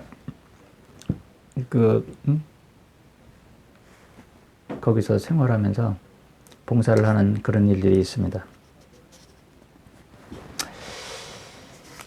자, 볼게요. 바단 아람으로 가서 일어나 바단 아람으로 가서 너희 외조부 부들의 집에 가라라고 지시하는 게 나오고 전능하신 하나님이 너를 축복하고 다산하고 번성을 하여 너로 하여금 백성이 무리가 되게 하리니 너와 너희 씨에게 아브라함의 축복을 주어 너가 나그려 있는 그 땅 곧 아브라함이 하나님에게 준 땅을 유업으로 받게 하리라. 이 아브라함의 축복이 그 야곱에게 주어졌다는 것을 이삭이 인정을 하고 축복을 주고 있는 거죠. 그죠? 아브라함 씨, 너희 씨, 상약의 자녀의 흐름이 장자권의 흐름이 야곱에게 내려갔다는 것이 하나님의 뜻이라는 것을 이삭이 인식을 한 거예요. 예. 아브라함의 축복이 이삭에게 이어진다는 것. 이삭이 야곱을 보내매 28장 5절 보면 그가 바단 아람으로 가서 라반에게 이르렀으니 시리아 사람 부디엘의 아들이요 야곱과 에서의 어머니 리브가의 오라버니. 예? 예. 그 라반하고 리브가는 오누이 오빠 동생 여동생 사이였고 예. 이 리브가는 아브라함의 여종이라는 아브라함의 종이 낙타를 끌고 가서 데려온 리브가를 데려왔었고 그 우물가에서 물을 마시는 걸로 그 종이 기도하고 이런 게 나오죠. 그래서 데려온 그 아내가 그 이삭의 아내 리브가였고, 이제는 야곱과 에서의 오라버니들아 해서 에서는 이삭이 야곱을 축복하고 밧단 아람으로 보내는 것을 보고 그렇게 됐고요. 밧단 아람 것을 보았더라. 이제 에서는 가나안의 딸들이 아버지 이삭을 기쁘게 하지 못하는 걸 보고 이스마엘에게 가가지고 이스마엘이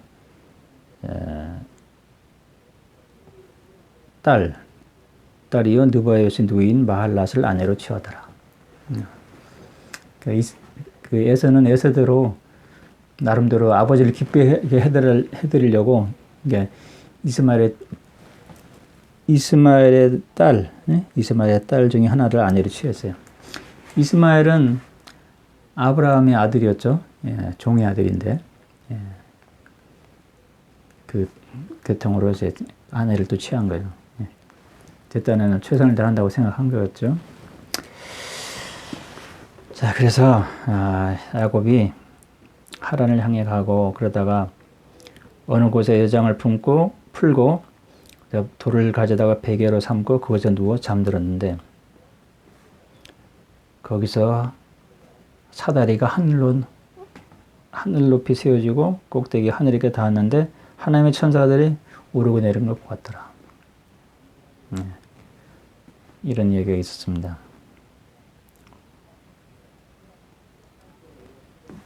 그래서 하나님을 만나고 여기서 아브라함의 축복을 재확인해줘요. 하나님이 직접. 먼저는 이삭에게 그 약속을 확인시켜줘. 이삭이 야곱에게 그 밧단아람으로 가라고 말하면서 아브라함의 축복이 너한테 주어질 것이다 라는 말을 이삭이 말했는데 야곱이 아버지 이삭의 말에 따라서 밧단아람으로 가는 그 와중에 밤에 꿈을 꾸다가 하늘까지 닿은 사다리가 꿈을 꾸고 거기에 뚝배기에 천사들이 오락가락하는 거 보였고 그때 하나님께서 그 야곱에게 하시는 게 나오죠. 너희 안에서 그리고 너희 씨 안에서 땅의 모든 가족이 축복받으리라. 하나님께서 직접 야곱에게 아브라함의 축복을 재확인해주는 그 상황이 벌어진 거예요. 그런 일이 있었습니다. 그래서 야곱이 잠 깨어서 여기는 하나님의 집이요 하늘이 문이로다. 그곳의 이름을 베델이라 하고 그거 성읍의 이름이 처음엔 루스다라. 베델, 루스 같은 장소입니다. 그러니까 여러분 참고로 기억해두면 나중에 그 예언이나 계시나 축복하는 과정에 루스 이런 단어들이 나오거든요. 그 루스나 베델이나 같은 장소고 야곱이 하나님을 만났던 그 장소라는 거. 이것은 하나님의 집이요. 이게 말하자면 성전이죠. 거룩한 곳이라고. 그래서 돌기둥을 세우고 거기다가 제물을 이렇게 바치고 기름을 붓고 그 이 장면에 나옵니다. 이때 야곱이 하나님께 맹세하는 부분인데 당신이 나를 지켜주고 먹을 음식과 입을 옷을 주어 다시 나의 아버지 집으로 편안히 돌아가게 하면 주는 나의 하나님이 될 것이요 내가 기둥으로 세운 이 돌에 있는 곳은 하나님의 집터가 될 것이요 당신이 나에게 주는 모든 것에서 10분의 1을 반드시 당신께 드리겠나이다. 11조의 맹세를 하는 장면이 나와요. 이 11조라는 게 굉장히 중요한 의미가 있습니다. 축복에 아브라함도 멜기세덱이 11조를 바쳤죠. 그죠? 그리고 그 야곱도 하나님의 그런 시연을 보고 그런 아브라함의 축복을 물려받는 그런 하나님으로부터의 약속을 받은 다음에 결심한 것이 11조를 드리겠다고 했죠. 그래서 11조가 우리가 실제로 오늘날에도 예수 그리스도 후정도교회에서 11조를 내는 것은 아주 중요한 의미가 있는 거예요. 그것이 축복을 받는 중요한 키포인트가 되는 것이기도 해요. 근데 그것은 또한 헌납의 상징이기도 한 거예요. 헌납의 상징. 우리가 헌납한다 할 때 다른 종파나 다른 교회에서는 이걸 오해해가지고 집을 다 팔아가지고 교회에다가 헌납하고 그런 경우가 있었어요. 교회 건물 짓는다, 교회 짓는다 하면은 그 비싼 건물, 으리으리한 건물 지으려고 그 가난한 그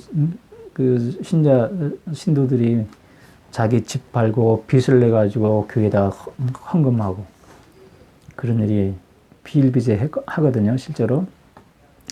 근데 하나님이 정한 헌납은 사실은 11조예요, 11조.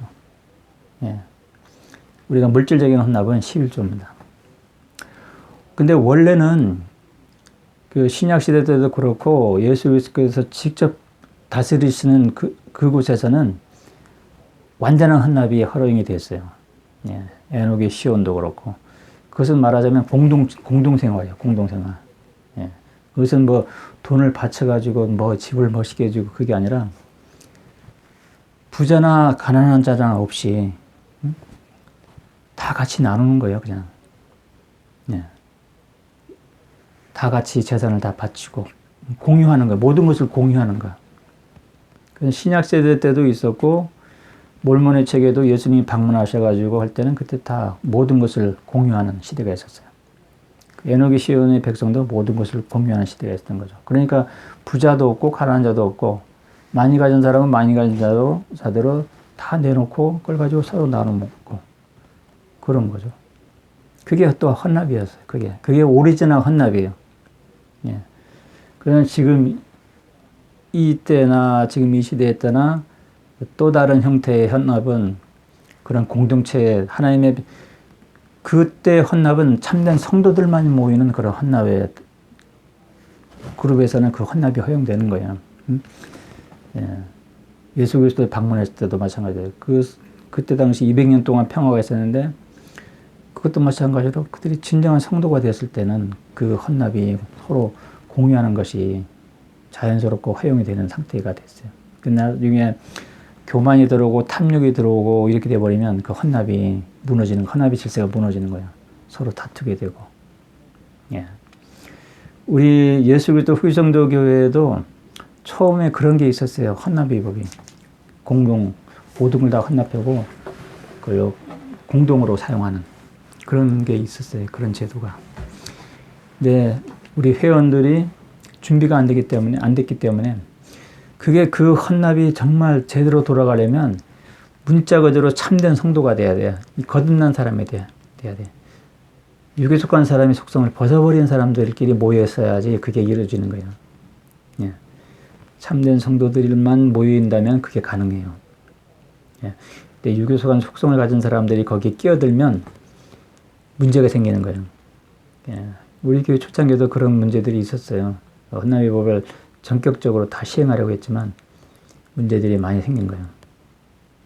예를 들면 뭐 옷을 다 공동으로 나눠서 배포해서 나누잖아요. 예. 공산국가처럼 배급하는 공산국가가 그런 것에 따라간 거예요. 예. 배급제도. 예. 모든 나라 국가에서 모든 걸 다 책임지는 거죠. 음식도 반찬도 입을 옷도 학용품도 집도 다 나라에서 다 해주는 거죠. 그게 헌납의 법에서 흉내는 겁니다. 사탄이. 사탄이 하나님의 시온이 있으면 건너편에는 사탄의 시온이 있어요. 예. 실제로 성경도 읽어보면 에녹이 시온이 있잖아요. 근데 또 반대편에 또 에녹이 다른 성이 있었어요. 악한 백성들이 세운 시온이라는 그 에녹의 백성 똑같은 이름으로.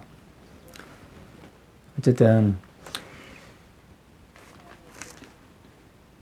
하나님의 성도들만 모이는 곳에서는 그 공유하는 게 가능해요.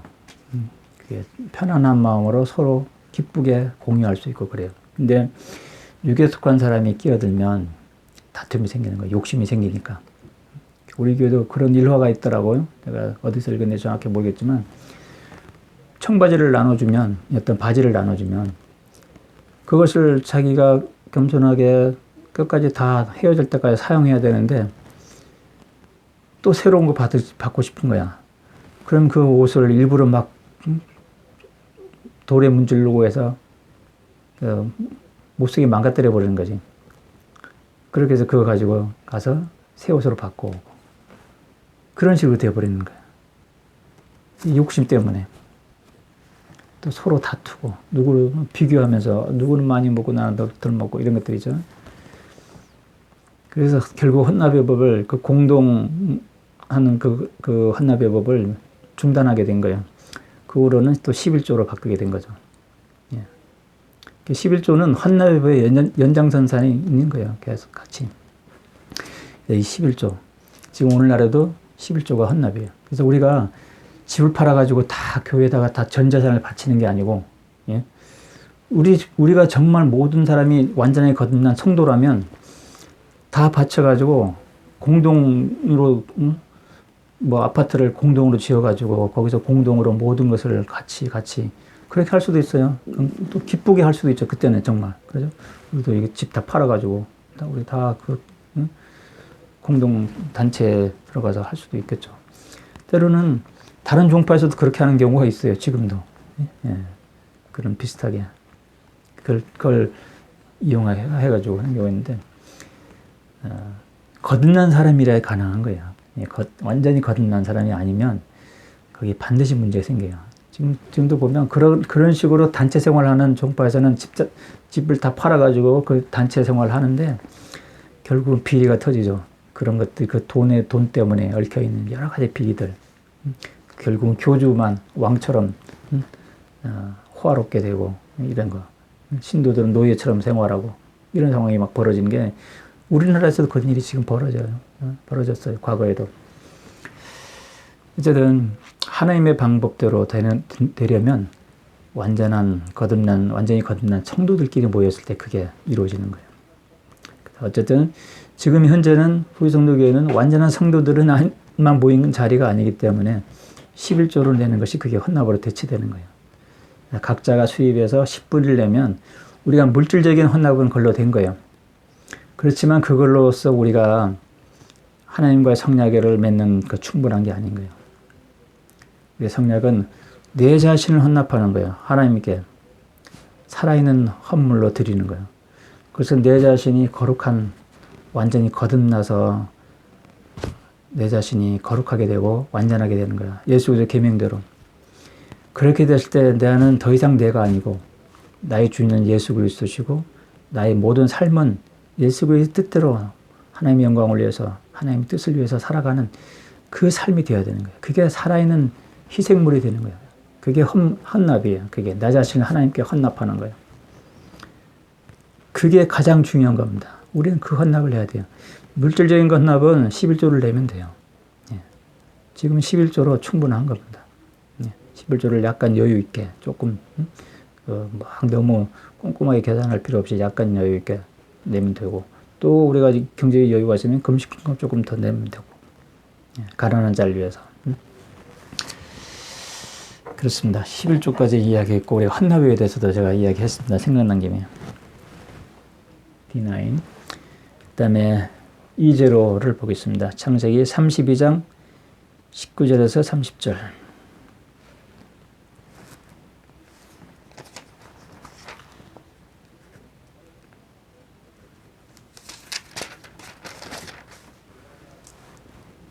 (32장 19절부터) 보면,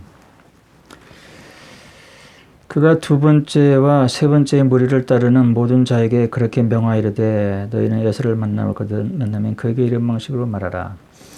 이제는 야곱이 밧다람에서 그런 생활을 했잖아요. 그래서 거기서 20년 정도의 세월을 봉사하고 아내와 자녀들을 낳았는데 요셉까지 낳았죠. 요셉까지 11 자녀를 낳고, 그래서 많은 가축과 이런 것들을 다 얻어가지고 이제는 돌아오는 그런 상황에서 야곱이 에서 형을 만나려고 하니까 돌아오면 형을 만나게 되잖아요. 두려운 거죠. 과거에 형이 자기에 대한 그 원한을 품은 걸 생각하니까. 그 두려움 때문에 많이 기도하고 고민하고 그런 과정들이 쭉 있어요. 그래서 지금 상황은 그 두려움 때문에 형한테 먼저 예물을 보내고, 그리고 그 무리들을 나눠가지고 자기는 맨 뒤에, 그 아들들도 이렇게 무리를 구별해가지고 종들의 아들들은 앞에 놓고 레아의 아들 앞에 놓고 라헬의 아들은 맨 마지막에 놓고 요셉이 맨 마지막에 놓고 그런 식으로 해서 돌아오는 그런 장면들이 나와요. 그러면서 에서를 만나거든 그에게 이런 방식을 말하라 하면서 당신이 야곱 예물 뭐 이런 얘기가 좀 나와요. 그렇게 그 두려움을 갖고 내려오는 도중에 여기 보면은 어디냐 32장 24절에 한 번에 보면 어떤 작은 개울이 있는데 거기에 무리들을 먼저 보내고 자기는 혼자 남아요. 밤에. 근데 어떤 사람이 나를 밝힐 때까지 그와 씨름하더라. 32장 24절입니다. 창세기. 야곱이 그 사람하고 씨름해가지고 그를 대적하여 그가 야곱을 대적하여 이길 수 없음을 보고 그의 넓적다리 관절을 치니 야곱이 넓적다리 관절이 그와 씨름할 때 어긋났더라. 야곱이 씨름해서 이겨버렸어요. 야곱이 이겼습니다. 잠깐만요.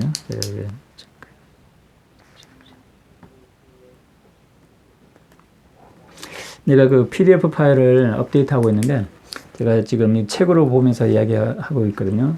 책을 보는데 조금 내가 그 문장을 다듬어야 되겠다 싶은 부분을 내가 체크하고 있어요. 근데 PDF 파일은 이미 수정되어 있을 건데 내가 확인하려고 하는 거예요. 그러니까 여러분도 책으로 봐서 참조하는 것도 좋은 방법이지만 PDF 파일로 참조하는 것도 괜찮아요. 책이 없으면. 지금 남아있는 책이 몇 권 안 되기 때문에 아마 내가 죽고 난 다음에 이거 배포하는 건 금방 될 겁니다. 우리 자녀들이 원하는 대로 내가 가져가라고 하고 그래도 남는 것들은 누구든지 원하는 대로 다 나눠줘 버릴 거거든요. 우리 아내가 내가 떠나더라도 내 아내가 그렇게 될 겁니다. 몇 권은 끝끝내 보관할 애들도 있을 거고, 그건 뭐 알아서 하는데 어쨌든 몇 권이 안 남았으니까 네 자녀 후손들이 이 책으로 된 책을 항상 받을 수는 없을 수 있다는 얘기죠. 나중에 인쇄하게 되면 지금 업데이트된 PDF 파일을 다시 인쇄하면 됩니다.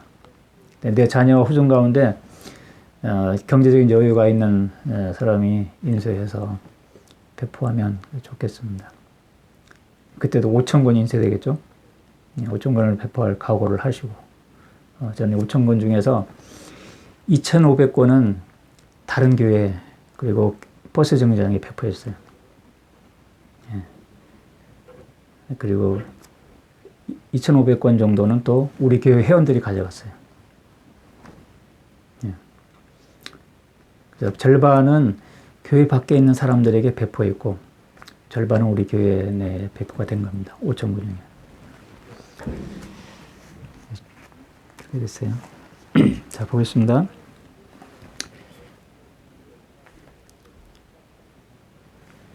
그래서 그 씨름해가지고 이기는 장면이 여기서 나와요.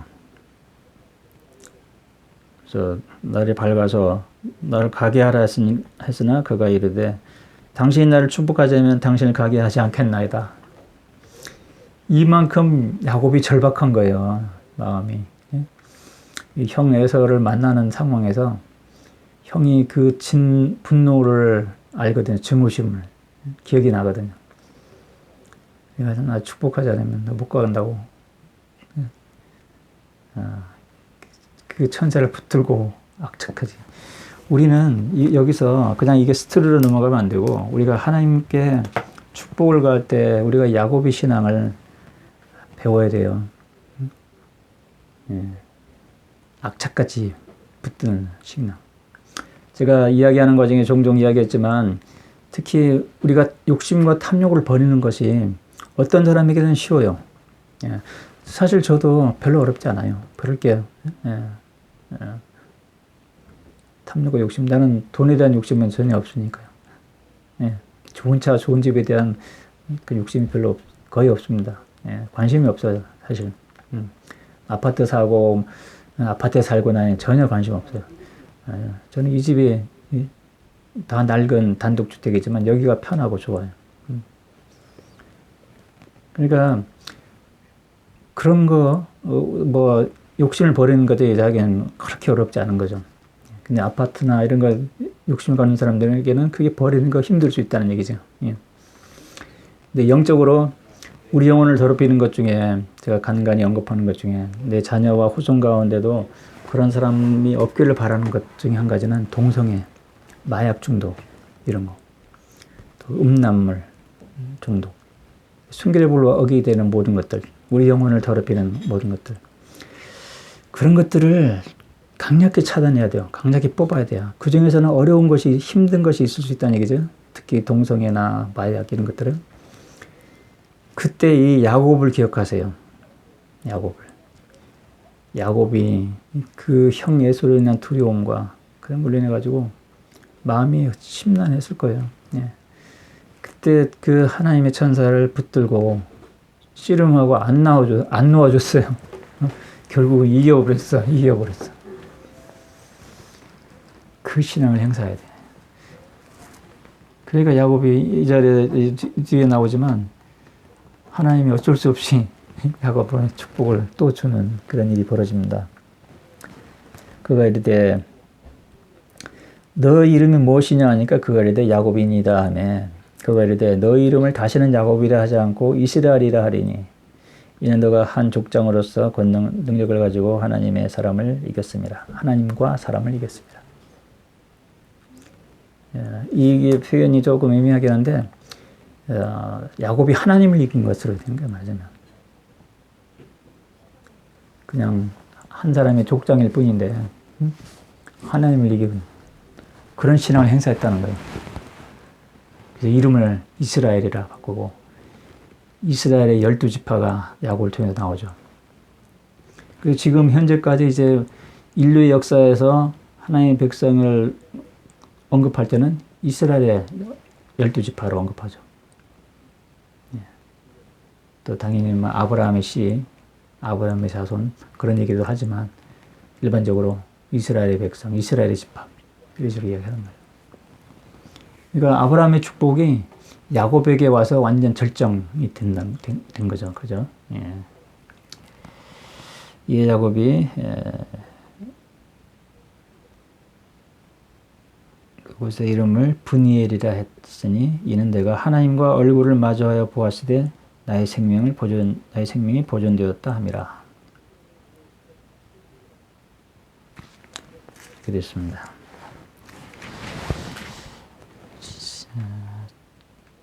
여기까지네요. 32장 30절까지 2제로까지 했습니다.